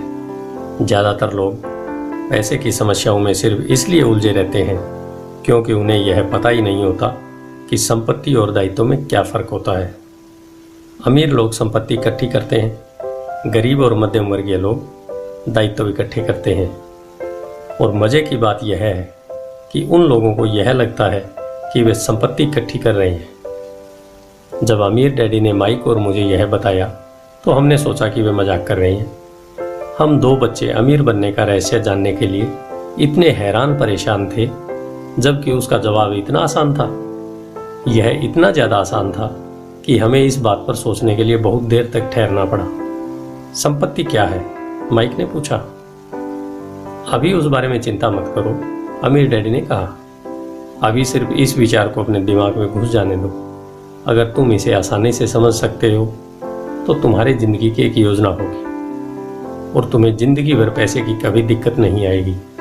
यह आसान है, इसलिए इसे अनदेखा कर दिया जाता है। आपका मतलब है कि हमें बस इतना ही जानने की ज़रूरत है कि संपत्ति क्या है। यह जानने के बाद हम उसे हासिल कर लें और अमीर बन जाएं? मैंने पूछा। अमीर डैडी ने हामी भरी। हाँ, यह इतना ही आसान है। अगर यह इतना आसान है तो फिर हर आदमी अमीर क्यों नहीं बन जाता? मैंने पूछा। अमीर डैडी मुस्कुराई। क्योंकि लोग संपत्ति और दायित्व में फ़र्क नहीं कर पाते। मुझे याद है मैंने पूछा था, वयस्क लोग इतने मूर्ख कैसे हो सकते हैं? अगर यह इतना आसान है और इतना महत्वपूर्ण है तो हर कोई इसे जानना या खोजना क्यों नहीं चाहता? संपत्ति और दायित्व क्या होते हैं, यह समझाने में अमीर डैडी को बस कुछ ही मिनट लगी। बड़े लोगों को यह नियम समझाने में बहुत कठिनाई होती है क्योंकि बड़े लोग ज़्यादा स्मार्ट होते हैं। मैंने अक्सर देखा है कि ज़्यादातर लोग आसान विचारों को नहीं समझ पाते। इसका कारण यह है कि उनकी शिक्षा अलग तरह से हुई है। उन्हें दूसरे प्रोफेशनल्स ने पढ़ाया है, जैसे bankers, accountants, real estate agents, financial planner इत्यादि। ज़्यादातर बड़े लोगों के सामने मुश्किल यह होती है कि उन्हें बहुत कुछ भूलना पड़ता है और एक बार फिर से बच्चा बनना पड़ता है। एक समझदार वयस्क को अक्सर ऐसा लगता है कि आसान परिभाषाओं पर ध्यान देना मूर्खता है। अमीर डैडी KISS सिद्धांत में यकीन करते थे। कीप इट सिंपल स्टूपिड, मूर्ख, इसे आसान ही रहने दो। इसलिए वे हम 2 छोटे बच्चों के सबक को आसान बनाते थे और इस तरह उन्होंने हमारी पैसे की नींव को ज़्यादा मजबूत बना दिया। तो दिक्कत या उलझन किस बात से आती है, या इतनी आसान चीज़ किस तरह कठिन बन जाती है? कोई ऐसी संपत्ति क्यों खरीदता है जो असल में दायित्व होती है? इसका जवाब हमें अपनी बुनियादी शिक्षा में मिलता है। हम साक्षरता शब्द पर ध्यान देते हैं और पैसे की साक्षरता को अनदेखा कर देते हैं। कोई वस्तु संपत्ति है या दायित्व, यह कैसे पता चलेगा? अगर आप सचमुच संकट में फंसना चाहें तो इन शब्दों को डिक्शनरी में देख लें। मैं जानता हूं कि वहां दी हुई परिभाषाएं किसी अकाउंटेंट को अच्छी लगती होंगी, परंतु दिक्कत यह है कि आम आदमी उन्हें पूरी तरह से समझ नहीं पाता। फिर भी हम वयस्क लोग यह मानने में अपनी तौहीन समझते हैं कि कोई चीज़ हमें समझ में नहीं आ रही है। छोटे बच्चों को समझाते समय अमीर डैडी ने एक बार कहा था, संपत्ति को शब्द से नहीं अंकों से पढ़ा जाता है, और अगर आप अंकों को नहीं पढ़ सकते तो आपको संपत्ति और जमीन में खुदे गड्ढे में कोई फर्क महसूस नहीं होगा। अकाउंटिंग में अंक महत्वपूर्ण नहीं है, महत्वपूर्ण तो वह बात है जो अंक आपको बता रहे हैं। यह शब्दों की ही तरह है, शब्द महत्वपूर्ण नहीं होते, महत्वपूर्ण वह बात होती है जो शब्दों के जरिए बताई जाती है। कई लोग पढ़ते हैं परंतु ज़्यादा समझ नहीं पाते। यह रीडिंग कॉम्प्रिहेंशन या पढ़े हुए को समझने की काबिलियत होती है, और इस क्षेत्र में हम सबकी अलग अलग काबिलियत होती है। उदाहरण के लिए, मैंने हाल ही में एक नया VCR खरीदा। इसके साथ निर्देश पुस्तिका भी थी जिसमें समझाया गया था कि अपने VCR को किस तरह प्रोग्राम किया जाता है। मैं शुक्रवार की शाम को आने वाले अपने फेवरेट शो को रिकॉर्ड करना चाहता था, पर उस निर्देश पुस्तिका को पढ़ते पढ़ते मैं पागल हो गया। मुझे दुनिया में कोई भी काम इतना मुश्किल नहीं लग रहा था जितना कि अपना VCR प्रोग्राम करना। मैं शब्दों को पढ़ सकता था, परंतु इसके बावजूद मुझे समझ में कुछ नहीं आ रहा था। मुझे शब्दों को पहचानने में A मिल रहा था, परंतु उन्हें समझने में मुझे F मिल रहा था। और यही ज़्यादातर लोगों के साथ पैसे के मामले में होता है। अगर आप अमीर बनना चाहते हैं तो आपको अंकों को पढ़ना और उन्हें समझना आना चाहिए। मैंने अपने अमीर डैडी से यह बात हज़ारों बार सुनी है, और मैंने यह भी सुना है अमीर लोग संपत्ति इकट्ठी करते हैं, जबकि गरीब और मध्यम वर्गीय लोग दायित्व इकट्ठे करते हैं। यहाँ पर यह बताया जा रहा है संपत्ति और दायित्व में क्या फ़र्क होता है। ज़्यादातर अकाउंटेंट और फाइनेंशियल प्रोफेशनल्स परिभाषाओं पर आपस में सहमत नहीं होते, परंतु यह आसान चित्र या रेखा चित्र 2 छोटे बच्चों के लिए मजबूत वित्तीय नींव डालने में काम आई। बहुत छोटे बच्चों को सिखाने के हिसाब से अमीर डैडी ने हर चीज़ को बहुत आसान बनाए रखा, और जहाँ तक बन पड़ा उन्होंने चित्र या रेखा चित्र का प्रयोग ज़्यादा किया, शब्दों का उपयोग कम से कम किया, और अंकों का तो कई वर्षों तक इस्तेमाल किया ही नहीं। पिछले पृष्ठ पर दिया हुआ बॉक्स एक इनकम स्टेटमेंट है, जिसे अक्सर लाभ और हानि का स्टेटमेंट भी कहा जाता है। यह आमदनी और खर्च बताता है, आने वाला पैसा और जाने वाला पैसा। नीचे का चित्र बैलेंस शीट है। इसे इसलिए यह कहा जाता है क्योंकि इसमें संपत्ति और दायित्वों को एक साथ मिलाकर देखा जाता है, यानी उन्हें बैलेंस किया जाता है। कुछ लोग जिनमें पैसे की समझ नहीं होती, इनकम स्टेटमेंट और बैलेंस शीट के बीच के संबंध को नहीं जानते। यह समझ जानना बहुत जरूरी है। पैसे की तंगी की असली वजह यह होती है कि लोग संपत्ति और दायित्व के बीच के अंतर को ठीक से नहीं समझ पाते। अक्सर उन दोनों शब्दों की परिभाषाएं भी समस्याएं खड़ी कर देती है। अगर आपको दुविधा में पढ़ना अच्छा लगता है तो आप शब्दकोश उठाकर उसमें संपत्ति और दायित्व शब्दों का मतलब देख लें। अब इन परिभाषाओं का मतलब अकाउंटेंट को तो अच्छी तरह समझ में आ सकता है, परंतु आम आदमी के लिए यह वैसी ही बात हो गई जैसी परिभाषा का मतलब मैंडेरिन जैसी किसी विदेशी भाषा में लिख दिया गया हो।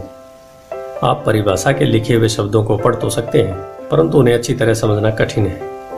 इसलिए जैसा मैंने पहले कहा था, मेरे अमीर डैडी ने हमेशा दोनों छोटे बच्चों को यह आसान परिभाषाएं सिखाई। संपत्ति वह होती है जो आपकी जेब में पैसा डालती है। अच्छी, आसान और उपयोग में आने वाली परिभाषा। यह एक दायित्व का कैश फ्लो पैटर्न है। अब चूंकि संपत्ति और दायित्व को चित्रों से समझा दिया गया है, इसलिए शब्दों में दी गई परिभाषाओं को समझना ज्यादा आसान होगा। संपत्ति वह चीज है जो आपकी जेब में पैसा डालती है। दायित्व वह चीज है जो आपकी जेब से पैसा निकालती है। वास्तव में आपको इतना ही जानने की जरूरत है। अगर आप अमीर बनना चाहते हैं तो आप जिंदगी भर संपत्ति खरीदते रहिए।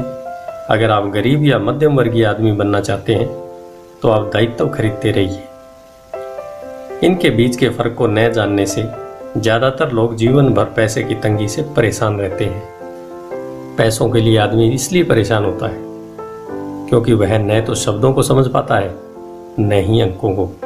जिन लोगों के सामने पैसे की मुश्किलें आ रही है, उन्हें यह समझ लेना चाहिए कि शब्दों या अंकों में ऐसा कुछ है जिसे वे पढ़ नहीं पा रही हैं। कोई चीज़ ठीक से उनकी समझ में नहीं आ रही है। अमीर लोग इसलिए अमीर होते हैं क्योंकि इस मामले में वे पैसे की तंगी से परेशान लोगों से ज़्यादा समझदार होते हैं। तो अगर आप अमीर बनना चाहते हैं और अपनी दौलत को बनाए रखना चाहते हैं तो पैसे की साक्षरता और समझदारी महत्वपूर्ण है, शब्दों में भी और अंकों में भी। चित्रों में जो तीर लगे हैं वे पैसे के बहाव यानी कैश फ्लो को बताते हैं। ध्यान रखिए, सिर्फ अंकों से पूरी बात समझ में नहीं आती है और सिर्फ शब्दों से भी पूरी बात समझ में नहीं आती है। महत्व तो पूरी कहानी का होता है। किसी वित्तीय रिपोर्ट में अंकों को पढ़ना प्लॉट या कहानी ढूंढने की तरह ही है। पैसा कहाँ जा रहा है, इस बात की कहानी। 80% परिवारों की पैसे की कहानी यह होती है कि वे अमीर बनने के लिए कड़ी मेहनत करते जाते हैं। इसका कारण यह नहीं है कि वे पैसा नहीं कमाते। असली कारण यह है कि वे जिंदगी भर संपत्ति की जगह, उदाहरण के तौर पर यह एक गरीब आदमी या घर पर रहने वाले नौजवान का कैश फ्लो पैटर्न है, यह मध्यम वर्गीय आदमी का कैश फ्लो पैटर्न है, यह एक अमीर आदमी का कैश फ्लो पैटर्न है। जैसा कि आप देख सकते हैं, ये सभी चित्र बहुत ज़्यादा सरल बना दिए गए हैं। हम में से हर एक को जिंदा रहने के लिए खर्च करना पड़ता है। हम सभी को रोटी, कपड़ा और मकान की ज़रूरत होती है। चित्र यह बताते हैं कि गरीब, मध्यम वर्गीय और अमीर आदमियों की जिंदगियों में पैसा किस तरह आता जाता है। कैश फ्लो पूरी कहानी बता देता है। इस कहानी में यह बताया जाता है कि वह आदमी अपने पैसे का किस तरह इस्तेमाल करता है। एक बार पैसा हाथ में आ जाने के बाद वह उस पैसे का क्या करता है। मैंने अपनी कहानी अमेरिका के सबसे अमीर व्यक्तियों से इसलिए शुरू की ताकि मैं यह बता सकूं कि इतने सारे लोगों की सोच में कहाँ गलती होती है। गलती यह होती है कि वे यह मानते हैं कि पैसे से सारी समस्याएं सुलझ जाती हैं। इसलिए जब लोग मुझसे फटाफट अमीर बनने के नुस्खे पूछते हैं तो मैं कांप जाता हूँ। या यह कि उन्हें कहाँ से शुरू करना चाहिए। मैं अक्सर सुनता हूँ, मैं कर्ज में हूँ इसलिए मुझे और ज़्यादा पैसा कमाना चाहिए। परंतु यह देखने में आया है कि ज़्यादा पैसे से समस्याएं नहीं सुलझती हैं। सच कहा जाए तो इससे समस्याएं और अधिक बढ़ सकती हैं। पैसा हमारी इंसानी कमजोरियों को अक्सर ज़्यादा उभार देता है। पैसा अक्सर हमारे ऐसे पहलू पर रोशनी डालता है जिसके बारे में हम अनजान रहते हैं। इसलिए अगर किसी आदमी को अचानक बहुत सी दौलत मिल जाए, जैसे पैतृक संपत्ति, तनख्वाह में भारी बढ़ोतरी या उसकी लॉटरी लग जाए, तो पैसा मिलने के कुछ समय बाद ही वह अपने पुराने हाल में पहुंच जाता है और कई बार तो उससे भी बुरे हाल में। पैसा आपके दिमाग में चल रहे कैश फ्लो पैटर्न को उजागर करता है। अगर यह पैटर्न ऐसा है कि अपनी पूरी कमाई खर्च करना है, तो इस बात की बहुत संभावना है कि आपकी आमदनी बढ़ेगी तो आपका खर्च अपने आप बढ़ जाएगा। इसलिए यह कहावत सही है, मूर्ख और उसके पैसे से शानदार दावतें होती है। मैंने यह कई बार कहा है कि हम स्कूल इसलिए जाते हैं ताकि हम शैक्षणिक और व्यावसायिक काबिलियत हासिल कर सकें। निश्चित रूप से ये दोनों ही महत्वपूर्ण हैं। हमारी व्यावसायिक काबिलियत के कारण ही हम पैसा बनाना सीखते हैं। 1960 के दशक में जब मैं हाई स्कूल में था, यह माना जाता था कि अगर कोई पढ़ने लिखने में अच्छा है तो वह होनहार विद्यार्थी आगे जाकर डॉक्टर बनेगा। अक्सर उस बच्चे से यह नहीं पूछा जाता था कि क्या वह डॉक्टर बनना चाहेगा, यह मान लिया जाता था। इसका कारण यह था कि इस धंधे में सबसे ज़्यादा पैसा नजर आता था। आज डॉक्टरों के सामने पैसे के बहुत बड़े संकट हैं, जो भगवान न करे किसी और के सामने हो। बीमा कंपनियां इस व्यवसाय पर काबू किए हैं, सरकार भी दखल दे रही है और अदालतों में मुआवजे के केस दायर हो रहे हैं इत्यादि। आज बच्चे बास्केटबॉल स्टार बनना चाहते हैं, टाइगर वुड्स की तरह गोल्फर बनना चाहते हैं, कंप्यूटर विशेषज्ञ बनना चाहते हैं, movie star, rock star, beauty queen या वॉल स्ट्रीट पर ट्रेडर बनना चाहते हैं। इसलिए क्योंकि अब दौलत, शोहरत और इज्जत इन्हीं जगहों में है। इस कारण स्कूल में बच्चों को अच्छा पढ़ने के लिए प्रेरित करना मुश्किल हो गया है। वे जानते हैं कि व्यावसायिक सफलता का शैक्षणिक सफलता के साथ कोई सीधा संबंध नहीं है, जैसा कभी हुआ करता था। क्योंकि विद्यार्थियों में स्कूल छोड़ते समय पैसे की कोई समझ नहीं होती है, इसलिए करोड़ों पढ़े लिखे लोग अपने कारोबार में तो सफल हो जाते हैं, परंतु बाद में वे पैसे की तंगी से जूझते रहते हैं। वे और ज़्यादा मेहनत करते हैं, परंतु अपनी समस्याओं से जीत नहीं पाते। उनकी शिक्षा में कमी यह नहीं है कि उन्हें पैसा कमाना नहीं सिखाया गया है, बल्कि यह है कि उन्हें पैसा खर्च करने का तरीका नहीं सिखाया गया है। पैसा बनाने के बाद उसका किस तरह इस्तेमाल किया जाए और उसे किस तरह संभाला जाए, इसे पैसे की समझ कहते हैं। पैसा एक बार कमाने के बाद उसका क्या किया जाए, इसे अपने पास कितने लंबे समय तक रोका जाए और अपने पैसे से कड़ी मेहनत कैसे करवाई जाए। ज़्यादातर लोग यह नहीं बता पाते कि उनकी पैसे की तंगी का कारण क्या है। ऐसा इसलिए होता है क्योंकि उनमें कैश फ्लो की समझ नहीं होती। कोई आदमी बहुत पढ़ा लिखा हो सकता है, अपने कारोबार में सफल हो सकता है, परंतु हो सकता है कि उसमें पैसे की बिल्कुल भी समझ न हो। ऐसे लोग अक्सर ज़रूरत से ज़्यादा कड़ी मेहनत करते हैं, क्योंकि उन्होंने कड़ी मेहनत करना तो सीखा है, परंतु पैसे से अपने लिए कड़ी मेहनत करवाना नहीं सीखा। यह कहानी बताती है कि पैसे का सुख भरा सपना किस तरह दुख भरे सपने में बदल जाता है। कड़ी मेहनत करने वाले लोगों की फिल्मी कहानी एक घिसे पिटे ढर्रे पर चलती है। हाल ही में शादीशुदा, खुश, बहुत पढ़े लिखे पति पत्नी साथ साथ किराए के मकान में रहने लगते हैं। जल्दी ही उन्हें यह लगने लगता है कि वे पैसा बचा रहे हैं, क्योंकि दो लोगों के साथ साथ रहने का खर्च भी लगभग उतना ही होता है जितना कि अकेले आदमी का।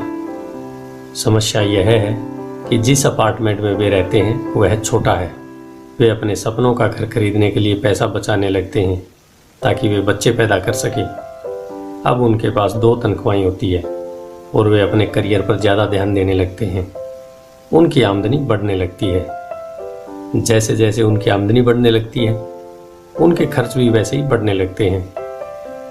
ज़्यादातर लोगों के लिए पहले नंबर का खर्च होता है टैक्स। कई लोग सोचते हैं इनकम टैक्स, परंतु ज़्यादातर लोगों के लिए सबसे बड़ा टैक्स होता है सोशल सिक्योरिटी टैक्स। कर्मचारी को एक सा लगता है कि social security tax Medicare tax को मिलाकर कुल टैक्स लगभग 7.5% के करीब होता है, परंतु हकीकत में यह 15% होता है, क्योंकि आपके बॉस को भी सोशल सिक्योरिटी की उतनी रकम मिलानी पड़ती है। मुद्दे की बात यह है कि यह वह पैसा है जो आपका बॉस आपको नहीं दे सकता। इससे भी बड़ी बात यह है कि आपको अपने वेतन में से कटे सोशल सिक्योरिटी टैक्स की रकम पर इनकम टैक्स भी देना होता है, और यह ऐसी आमदनी होती है जो आपके हाथ में नहीं आई है, बल्कि सीधे ही सोशल सिक्योरिटी में चली गई। फिर दायित्व बढ़ने लगते हैं। इसे समझाने का सबसे अच्छा तरीका यह है कि हम वापस युवा पति पत्नी की कहानी की तरफ चलें। उनकी आमदनी बढ़ने के कारण वे फैसला करते हैं कि अब वे किराए के मकान में नहीं रहेंगे, बल्कि अपने सपनों का घर खरीदेंगे। जब वे अपने घर में पहुंच जाते हैं तो उन पर एक नए टैक्स का बोझ आ जाता है, जिसे प्रॉपर्टी टैक्स कहते हैं। फिर वो लोग नई कार खरीदते हैं, नया फर्नीचर और नया सामान खरीदते हैं ताकि उनका घर आलीशान लगे। अचानक वे अपने सपने से जागते हैं और देखते हैं कि उनके दायित्वों का कॉलम बढ़ गया है। वे कर्जे में हैं और उन्हें बहुत से मॉर्टगेज ऋण और क्रेडिट कार्ड ऋण चुकाने हैं। अब वे चूहा दौड़ में फंस चुके हैं। एक बच्चा भी पैदा हो जाता है। वे और कड़ी मेहनत करते हैं। प्रक्रिया फिर दोहराई जाती है। ज़्यादा पैसा आता है, उस पर ज़्यादा टैक्स लगता है, जिसे ब्रैकेट क्रीप्स भी कहा जाता है। तभी उनके पास डाक में एक और क्रेडिट कार्ड आ जाता है। वे इसका इस्तेमाल करते हैं, वह ख़त्म हो जाता है। तभी एक लोन कंपनी का आदमी आकर उन्हें बताता है कि उनकी सबसे बड़ी संपत्ति, उनके घर की कीमत बढ़ गई है। कंपनी उन्हें एक बिल कंसोलिडेशन लोन देने का ऑफर देती है, क्योंकि उनकी क्रेडिट बहुत अच्छी है। कंपनी उन्हें यह भी बताती है कि समझदारी इसी में होगी कि वे अपने ऊंची ब्याज दर पर लिए गए कंज्यूमर लोन को उनके क्रेडिट कार्ड से चुका दें, और इसके अलावा उनके घर पर लगने वाले ब्याज से उन्हें टैक्स में छूट भी मिलेगी। वे ऐसा ही करते हैं और ज़्यादा ब्याज दर वाले क्रेडिट कार्ड का भुगतान कर देते हैं। इसके बाद वे राहत की सांस लेते हैं। उन्होंने क्रेडिट कार्ड का हिसाब साफ कर दिया है। अब उन्होंने अपने उपभोक्ता ऋण को होम मॉर्टगेज में बदल दिया है। उनका भुगतान भी कम हो जाता है, क्योंकि उन्हें अपने कर्ज को 30 साल की आसान किस्तों में चुकाना होता है। समस्या से निपटने का यही स्मार्ट तरीका है। उनके पड़ोसी आते हैं और उन्हें शॉपिंग पर चलने का न्योता देते हैं। मेमोरियल डे की सेल लगी हुई है, यही तो मौका है कुछ पैसे बचाने का। वे आपस में बात करते हैं। वे अपने आप से कहते हैं, मैं कुछ नहीं खरीदूंगा, मैं तो सिर्फ देखने जा रहा हूँ। परंतु अगर कोई चीज़ जम जाए तो उसे खरीदने की उम्मीद में भी अपने क्रेडिट कार्ड को ले जाना नहीं भूलते। मैं एक युवा दंपति से हर समय टकराता हूँ। उनके नाम बदलते रहते हैं, परंतु उनके पैसे की तंगी एक सी ही रहती है। वे मेरी चर्चाओं में यह सुनने के लिए आते हैं कि मैं इस बारे में क्या कहता हूँ। वे मुझसे पूछते हैं, क्या आप हमें बता सकते हैं कि और ज़्यादा पैसा कैसे कमाया जाता है? उनकी खर्चीली आदतों ने उन्हें और ज़्यादा कमाने के लिए मजबूर कर दिया है। वे इतना भी नहीं जानते कि दरअसल समस्या पैसा कमाने की नहीं, पैसा सही तरीके से खर्च करने की है, और यही पैसे की तंगी का कारण है। यह समस्या इसलिए पैदा होती है क्योंकि उनमें पैसे की समझ नहीं होती। यह समस्या इसलिए भी और भयानक हो जाती है क्योंकि वे संपत्ति और दायित्व में फर्क को नहीं समझ पाते। मेरा मानना है कि ज़्यादा पैसे से शायद ही कभी किसी की पैसे की समस्याएं सुलझती हों। समस्याएं समझदारी से सुलझती हैं। मेरा एक दोस्त बार बार कर्ज में फंसे लोगों को यही सलाह देता है, अगर आपको लगता है कि आपने अपने आप को किसी गड्ढे में फंसा लिया है तो गड्ढा खोदना बंद कर दो। मेरे डैडी बचपन में हमें बताया करते थे कि जापानी 3 ताकतों को मानते हैं, तलवार की ताकत, रत्नों की ताकत और दर्पण की ताकत। तलवार हथियारों की ताकत का प्रतीक थी। अमेरिका ने हथियारों पर खरबों डॉलर खर्च कर दिए और इसी कारण वह आज विश्व में सबसे ताकतवर देश है। रत्न पैसे की ताकत का प्रतीक है। इस कहावत में कुछ तो सच्चाई है। यह स्वर्णिम नियम याद रखो, जिसके पास स्वर्ण है वही नियम बनाता है। दर्पण आत्मज्ञान का प्रतीक है। जापानी दंत कथा के अनुसार यह आत्मज्ञान इन तीनों में से सबसे कीमती वस्तु थी। गरीब और मध्यम वर्गीय लोग अक्सर धन की ताकत से नियंत्रित होते हैं। वे सुबह सुबह उठकर कड़ी मेहनत करने यानी नौकरी करने चले जाते हैं और खुद से यह तक नहीं पूछते कि क्या ऐसा करना समझदारी है। पैसे की समझ न होने के कारण ज़्यादातर लोग पैसे की डरावनी ताकत को यह इजाज़त दे देते हैं कि वह उन्हें काबू में कर ले। पैसे की ताकत उनके विरोध में इस्तेमाल होती है। अगर वे दर्पण की ताकत का इस्तेमाल करते तो वे खुद से यह सवाल पूछते, क्या इसमें समझदारी है? बहुत बार अपनी अंदरूनी समझदारी पर भरोसा करने के बजाय लोग भीड़ के साथ साथ चलने लगते हैं। वे कोई काम इसलिए करते हैं क्योंकि सभी लोग ऐसा करते हैं। वे सवाल पूछने के बजाय नकल करने लगते हैं। अक्सर वे नासमझी के कारण वही दोहराते हैं जो उन्हें सिखाया गया है।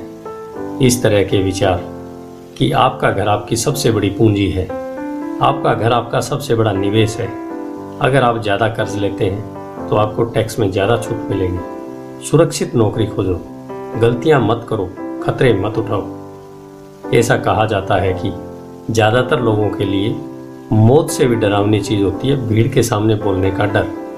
मनोवैज्ञानिक कहते हैं कि ज़्यादातर लोग सार्वजनिक मंच पर बोलने से इसलिए कतराते हैं क्योंकि उन्हें यह डर होता है कि उनकी बुराई होगी, लोग बाग उनकी हंसी उड़ाएंगे, वे अकेले रह जाएंगे, सबसे कट जाएंगे और बिरादरी से अलग थलग कर दिए जाएंगे। सबसे अलग होने का डर या अकेले रह जाने का डर ही वह सबसे बड़ा कारण है जिस वजह से ज़्यादातर लोग अपनी समस्या हल करने के लिए नए तरीके नहीं ढूंढते। इसलिए मेरे पढ़े लिखे डैडी कहा करते थे कि जापानी लोग दर्पण की ताकत को सबसे ज़्यादा महत्व देते थे, क्योंकि जब इंसान दर्पण में खुद को देखता है तभी उसे सच्चाई का पता चलता है। और ज़्यादातर लोग खतरे मत उठाओ इसलिए कहते हैं क्योंकि वे खुद डरे हुए होते हैं। यह किसी भी चीज़ के बारे में कहा जा सकता है, जैसे खेल में, संबंधों में, करियर में या धन में। इसी समाज से कट जाने के डर के कारण लोग लीक पर चलते हैं और समाज की स्वीकृत मान्यताओं या लोकप्रिय प्रवृत्तियों के खिलाफ नहीं जाते। आपका घर एक संपत्ति है, बिल कंसोलिडेशन लोन लो और कर्ज से बाहर निकल जाओ। कड़ी मेहनत करो, प्रमोशन का सवाल है, एक दिन में वाइस प्रेसिडेंट बन जाऊंगा। पैसे बचाओ, जब मेरी तनख्वाह बढ़ेगी तो मैं एक बड़ा घर खरीद लूंगा। म्यूचुअल फंड सुरक्षित है। टिकल में एल्मो डॉल्स अभी स्टॉक में नहीं है, परंतु मेरे पास एक डॉल रखी है जो दूसरा ग्राहक अब तक लेने नहीं आया है। भीड़ के साथ चलने और पड़ोसियों के ऐशो आराम की नकल करने के कारण पैसे की बहुत सी समस्याएं पैदा होती है। कई बार हम सभी को दर्पण में देखने की जरूरत होती है और हमें अपने डर के बजाय अपनी अंदरूनी समझदारी से सोचना चाहिए। जब माइक और मैं 16 के हुए तो हमें स्कूल में समस्याएं आने लगी थी। हम बुरे बच्चे नहीं थे, हम केवल अपने आप को भीड़ से अलग कर रहे थे। स्कूल के बाद और शनिवार रविवार को हम माइक के डैडी के लिए काम करते थे। माइक और मैं अक्सर घंटों तक उसके डैडी के पास बैठे रहते थे जब वे अपने बैंकर्स, वकीलों, अकाउंटेंट, ब्रोकर्स, निवेशकों, मैनेजर और कर्मचारियों के साथ चर्चा करते थे। माइक के डैडी ने 13 साल की उम्र में स्कूल छोड़ दिया था। अब वे पढ़े लिखे लोगों को रास्ता दिखा रहे थे, उन्हें आदेश और निर्देश दे रहे थे, उनसे सवाल पूछ रहे थे। पढ़े लिखे लोग उनकी एक आवाज़ पर दौड़े चले आते थे और उनके गुस्से से डरते थे। यह आदमी कभी भीड़ के साथ नहीं चला। इस आदमी ने खुद के दम पर सोचा और फैसला लिया। उन्हें इन शब्दों से चिढ़ होती थी, हमें इसे इस तरह से इसलिए करना पड़ेगा क्योंकि सभी लोग इसे इस तरह करते हैं, वे नहीं हो सकता से भी बहुत चिढ़ते थे। अगर आप उनसे कोई काम करवाना चाहते थे तो आपको बस इतना ही कहना था, मुझे लगता है कि आप इसे नहीं कर सकते। माइक और मैंने उनके साथ रहकर जितना सीखा उतना हमने स्कूल में बिताए सालों में कभी नहीं सीखा, कॉलेज में भी नहीं। माइक के डैडी के पास स्कूल की शिक्षा तो नहीं थी, परंतु उनके पास पैसे की शिक्षा थी और इसी कारण वे सफल भी थे। वे हमें बार बार बताया करते थे, एक समझदार व्यक्ति अपने से ज़्यादा समझदार लोगों को नौकरी पर रख सकता है। इसलिए माइक और मुझे समझदार लोगों की बातें सुनने और उनसे सीखने का लाभ मिला। परंतु इसके कारण माइक और मैं दोनों ही उन सामाजिक मान्यताओं के साथ नहीं चल पाए जो हमारे शिक्षक हमें बताते थे और इस वजह से कई समस्याएं पैदा हो गई। जब कोई टीचर कहता था, अगर तुम्हें अच्छे नंबर नहीं मिलते हैं तो तुम दुनिया में कुछ नहीं कर सकते, तो माइक और मैं अपनी भौहें चढ़ा लेते थे। जब हमें घिसे पिटे डर्रे पर चलने को कहा जाता था और नियमों का अक्षरशः पालन करना सिखाया जाता था तो हमें यह लगता था कि स्कूली शिक्षा दरअसल रचनात्मकता का गला घोंट देती है। हम अमीर डैडी की यह बात समझने लगे थे कि स्कूलों को इसलिए बनाया गया है ताकि वहाँ अच्छे कर्मचारी तैयार हों, न कि अच्छे मालिक। कभी कभार माइक या मैं टीचर से पूछते थे कि हम जो पढ़ रहे हैं उनकी असली ज़िंदगी में क्या उपयोगिता है, या यह कि हमें पैसे के बारे में क्यों नहीं पढ़ाया जाता। दूसरे सवाल का अक्सर हमें यह जवाब मिलता था कि पैसा महत्वपूर्ण नहीं है, और अगर हम अच्छी पढ़ाई लिखाई करेंगे तो पैसा अपने आप मिलने लगेगा।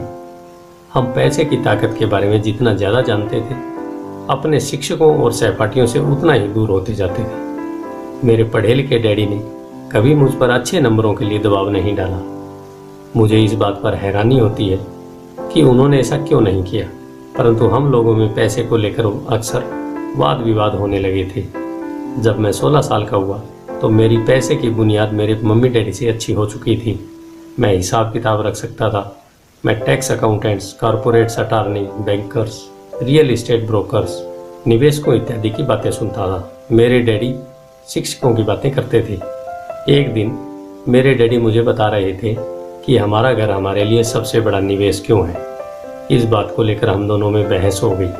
जब मैंने उन्हें यह बताया कि घर हमारे लिए एक अच्छा निवेश क्यों नहीं है, आगे आने वाले चित्र से यह साफ हो जाता है कि अपने अपने घरों को लेकर मेरे अमीर डैडी और मेरे गरीब डैडी के विचारों में कितना अंतर था। एक डैडी के हिसाब से उनका घर एक संपत्ति थी, जबकि दूसरे डैडी के हिसाब से यह एक दायित्व था।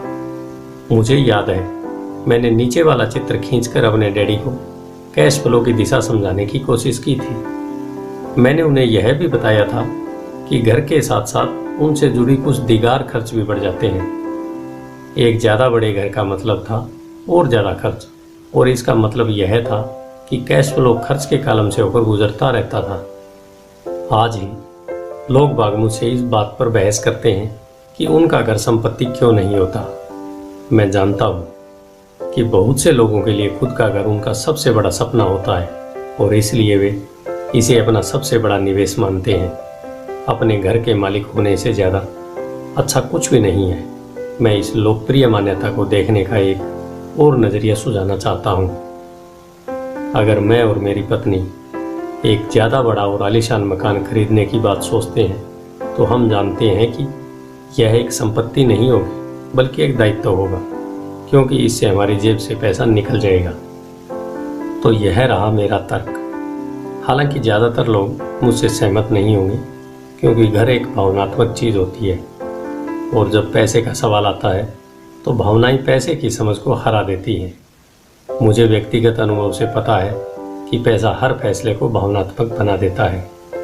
नंबर 1, जब घर की बात आती है तो मैं यह बताना चाहता हूँ कि ज़्यादातर लोग उस घर की कीमत चुकाने के लिए ज़िंदगी भर काम करते हैं, जिसके वे कभी पूरी तरह मालिक नहीं होते। दूसरे शब्दों में, ज़्यादातर लोग एक घर खरीदने से कुछ सालों बाद दूसरा घर खरीदते हैं, और हर बार अपने पहले मकान के लिए जो कर्ज वे लेते हैं, उस पर उनके पास हर बार सिर्फ फिर से 30 साल का नया कर्ज होता है। नंबर 2, हालांकि लोगों को मॉर्गेज पेमेंट पर ब्याज के लिए टैक्स में छूट मिलती है, परंतु वे अपने दीगर खर्चों के लिए टैक्स के साथ मिलने वाले डॉलरों का उपयोग करते हैं, अपनी मॉर्गेज को पूरी तरह चुकाने के बाद भी। Number 3, property tax. मेरी पत्नी के मम्मी डैडी को धक्का लगा जब उनके घर का प्रॉपर्टी टैक्स $1000 प्रति माह तक पहुंच गया। यह तब हुआ जब वे रिटायर हो चुके थे, और इस बढ़ोतरी से उनका रिटायरमेंट के बाद का बजट गड़बड़ा गया और उन्हें मजबूरन मकान बदलना पड़ा। नंबर 4, घर की कीमत हमेशा नहीं बढ़ती। मेरे कुछ दोस्त हैं जिन्होंने अपने घर के लिए कर्ज लिया था। उन्हें $10 लाख से भी ज़्यादा का कर्ज चुकाना है, पर आज उस घर की कीमत $7 लाख से ज़्यादा नहीं है। नंबर 5, सबसे बड़े नुकसान अवसर गंवाने की वजह से होते हैं। अगर आपका सारा पैसा मकान में फंसा रहता है तो आपको ज़्यादा कड़ी मेहनत करनी पड़ती है ताकि आपका खर्च चलता रहे। इस दौरान आपके संपत्ति वाले कॉलम में कोई बढ़ोतरी नहीं होती। अगर एक युवा पति पत्नी शुरुआत में ही अपना पैसा संपत्ति वाले कॉलम में लगाएं तो उनके आगे के साल आराम से गुजरेंगे, खासकर उस समय जब वे अपने बच्चों को कॉलेज में भेजेंगे। इस दौरान उनकी संपत्ति भी बढ़ जाएगी और उनके खर्चे भी आराम से निकलते रहेंगे। अक्सर ऐसा होता है कि आपका घर आपके बढ़ते हुए खर्च के भुगतान के लिए होम इक्विटी लोन का साधन बन जाता है। संक्षेप में, अपना घर खरीदने का फैसला बहुत खर्चीला पड़ता है। इसके बजाय बेहतर यह होगा कि जल्दी ही इन्वेस्टमेंट पोर्टफोलियो बना लिया जाए किसी आदमी पर इसका असर कम से कम 3 तरह से पड़ता है। नंबर 1, समय की बर्बादी, क्योंकि इस दौरान दूसरी संपत्तियों का मूल्य बढ़ गया होता है। नंबर 2, अतिरिक्त पूंजी की बर्बादी, जिसे दोबारा निवेश किया जा सकता था, जबकि घर खरीदने के बाद आपको घर से सीधे जुड़े बहुत से खर्चे उठाने पड़ते हैं। नंबर 3, शिक्षा की बर्बादी। अक्सर ऐसा होता है कि लोग यह मानते हैं कि उनकी संपत्ति वाले कॉलम में उनका घर, बचत और रिटायरमेंट प्लान आते हैं। चूँकि उनके पास निवेश करने के लिए पैसा नहीं होता, इसलिए वे बिल्कुल भी निवेश नहीं करते हैं। इस कारण उन्हें निवेश का अनुभव कभी नहीं मिल पाता। ज़्यादातर लोग कभी एक समझदार निवेशक नहीं बन पाते, और सबसे बढ़िया निवेश सामान्य तौर पर सबसे पहले समझदार निवेशकों को बेचे जाते हैं, जो बाद में उन्हें सुरक्षित खेलने वाले लोगों को बेचते हैं। मेरे पढ़े लिखे डैडी का फाइनेंशियल स्टेटमेंट चूहा दौड़ में फंसे व्यक्ति का सबसे अच्छा उदाहरण है।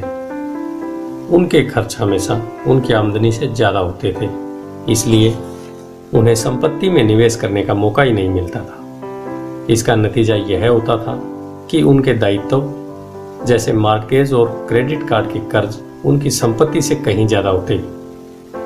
यह चित्र 1000 शब्दों की तरह एक कहानी बताता है। पढ़े लिखे डैडी का फाइनेंशियल स्टेटमेंट। दूसरी तरफ मेरे अमीर डैडी का फाइनेंशियल स्टेटमेंट यह दिखाता है कि वे जी जान लगाकर निवेश कर रहे थे और उन्होंने अपने दायित्वों को कम से कम रखा था। अमीर डैडी का फाइनेंशियल स्टेटमेंट। मेरे अमीर डैडी के फाइनेंशियल स्टेटमेंट से यह भी पता चलता है कि अमीर लोग और ज़्यादा अमीर क्यों बनते हैं। संपत्ति वाले कॉलम से इतने ज़्यादा आमदनी होती है कि खर्च आराम से चल जाता है और कुछ पैसा बच भी जाता है। इस बचे हुए पैसे को एक बार फिर से संपत्ति वाले कॉलम में दोबारा निवेश कर दिया जाता है। संपत्ति वाला कॉलम बढ़ता जाता है और इससे होने वाली आमदनी भी बढ़ती रहती है। नतीजा यह होता है, अमीर लोग और ज़्यादा अमीर होते चले जाते हैं। अमीर लोगों और ज़्यादा अमीर क्यों होते हैं? अमीर लोग और ज़्यादा अमीर क्यों होते हैं? यह रहा फाइनेंशियल स्टेटमेंट।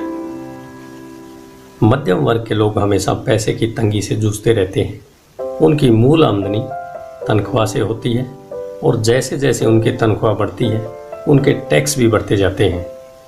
इसके साथ ही आमदनी बढ़ने पर उनके खर्च भी बढ़ जाते हैं, इसलिए इसे चूहा दौड़ कहा जाता है।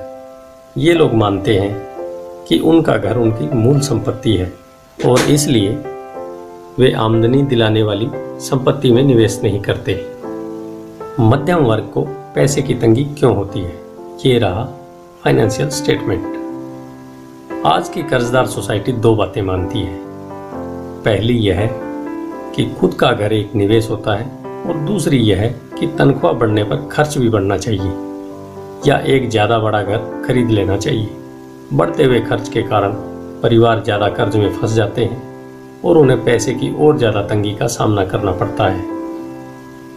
हालांकि वे अपनी नौकरियों में लगातार तरक्की कर रहे हैं और उनकी तनख्वाह लगातार बढ़ती जा रही है। इसे हाई रिस्क लिविंग या बहुत जोखिम भरी जीवन शैली कहा जाता है और इसका कारण यह है कि ऐसे लोगों में पैसे की समझ नहीं होती।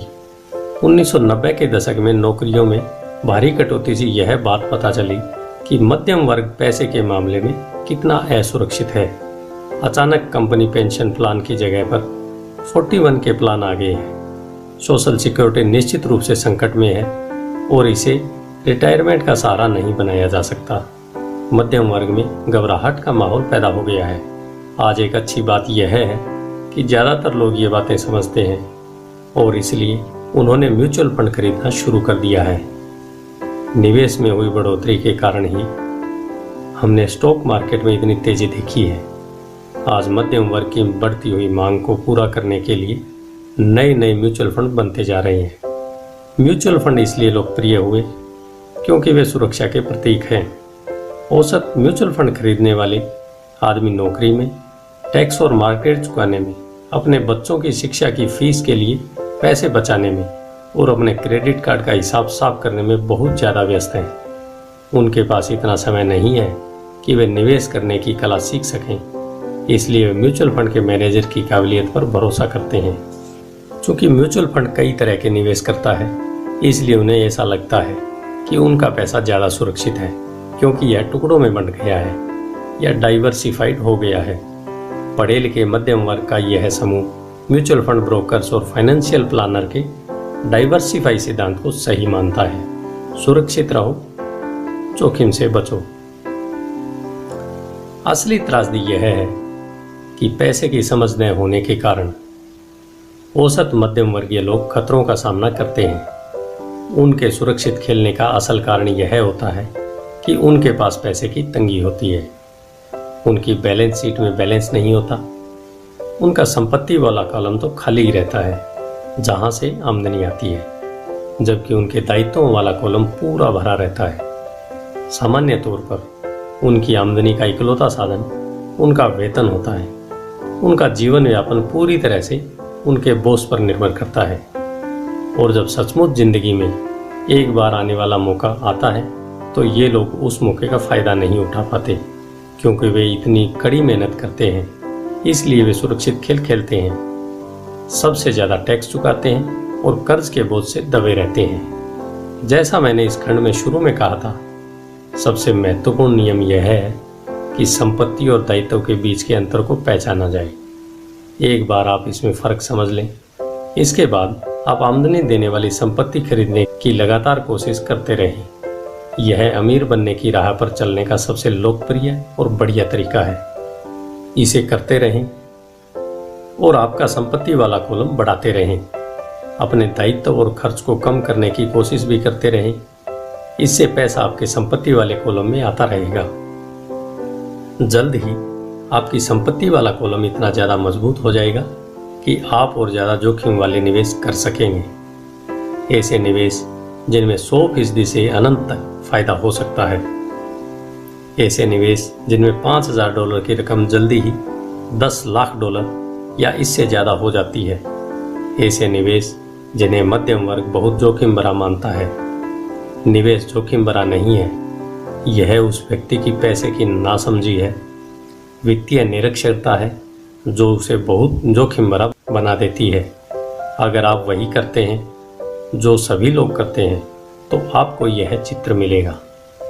एक कर्मचारी होने के नाते जो घर का मालिक भी है, आपकी नौकरी का पैटर्न सामान्यतः यह होता है। नंबर 1, आप किसी के लिए काम करते हैं। तनख्वाह पर काम करने वाले ज़्यादातर लोग मालिक को या शेयर होल्डर्स को ज़्यादा अमीर बना रहे हैं। आपकी कोशिशों, मेहनत और सफलता से दरअसल आपका मालिक सफल होता है और उसके रिटायरमेंट में मदद मिलती है। नंबर 2, आप सरकार के लिए काम करते हैं। आप इसे देख पाएंगे इसके पहले कि सरकार आपकी तनख्वाह में से अपना हिस्सा ले लेती है। ज़्यादा कड़ी मेहनत करके आप सरकार को देने वाले टैक्स में बढ़ोतरी करते हैं।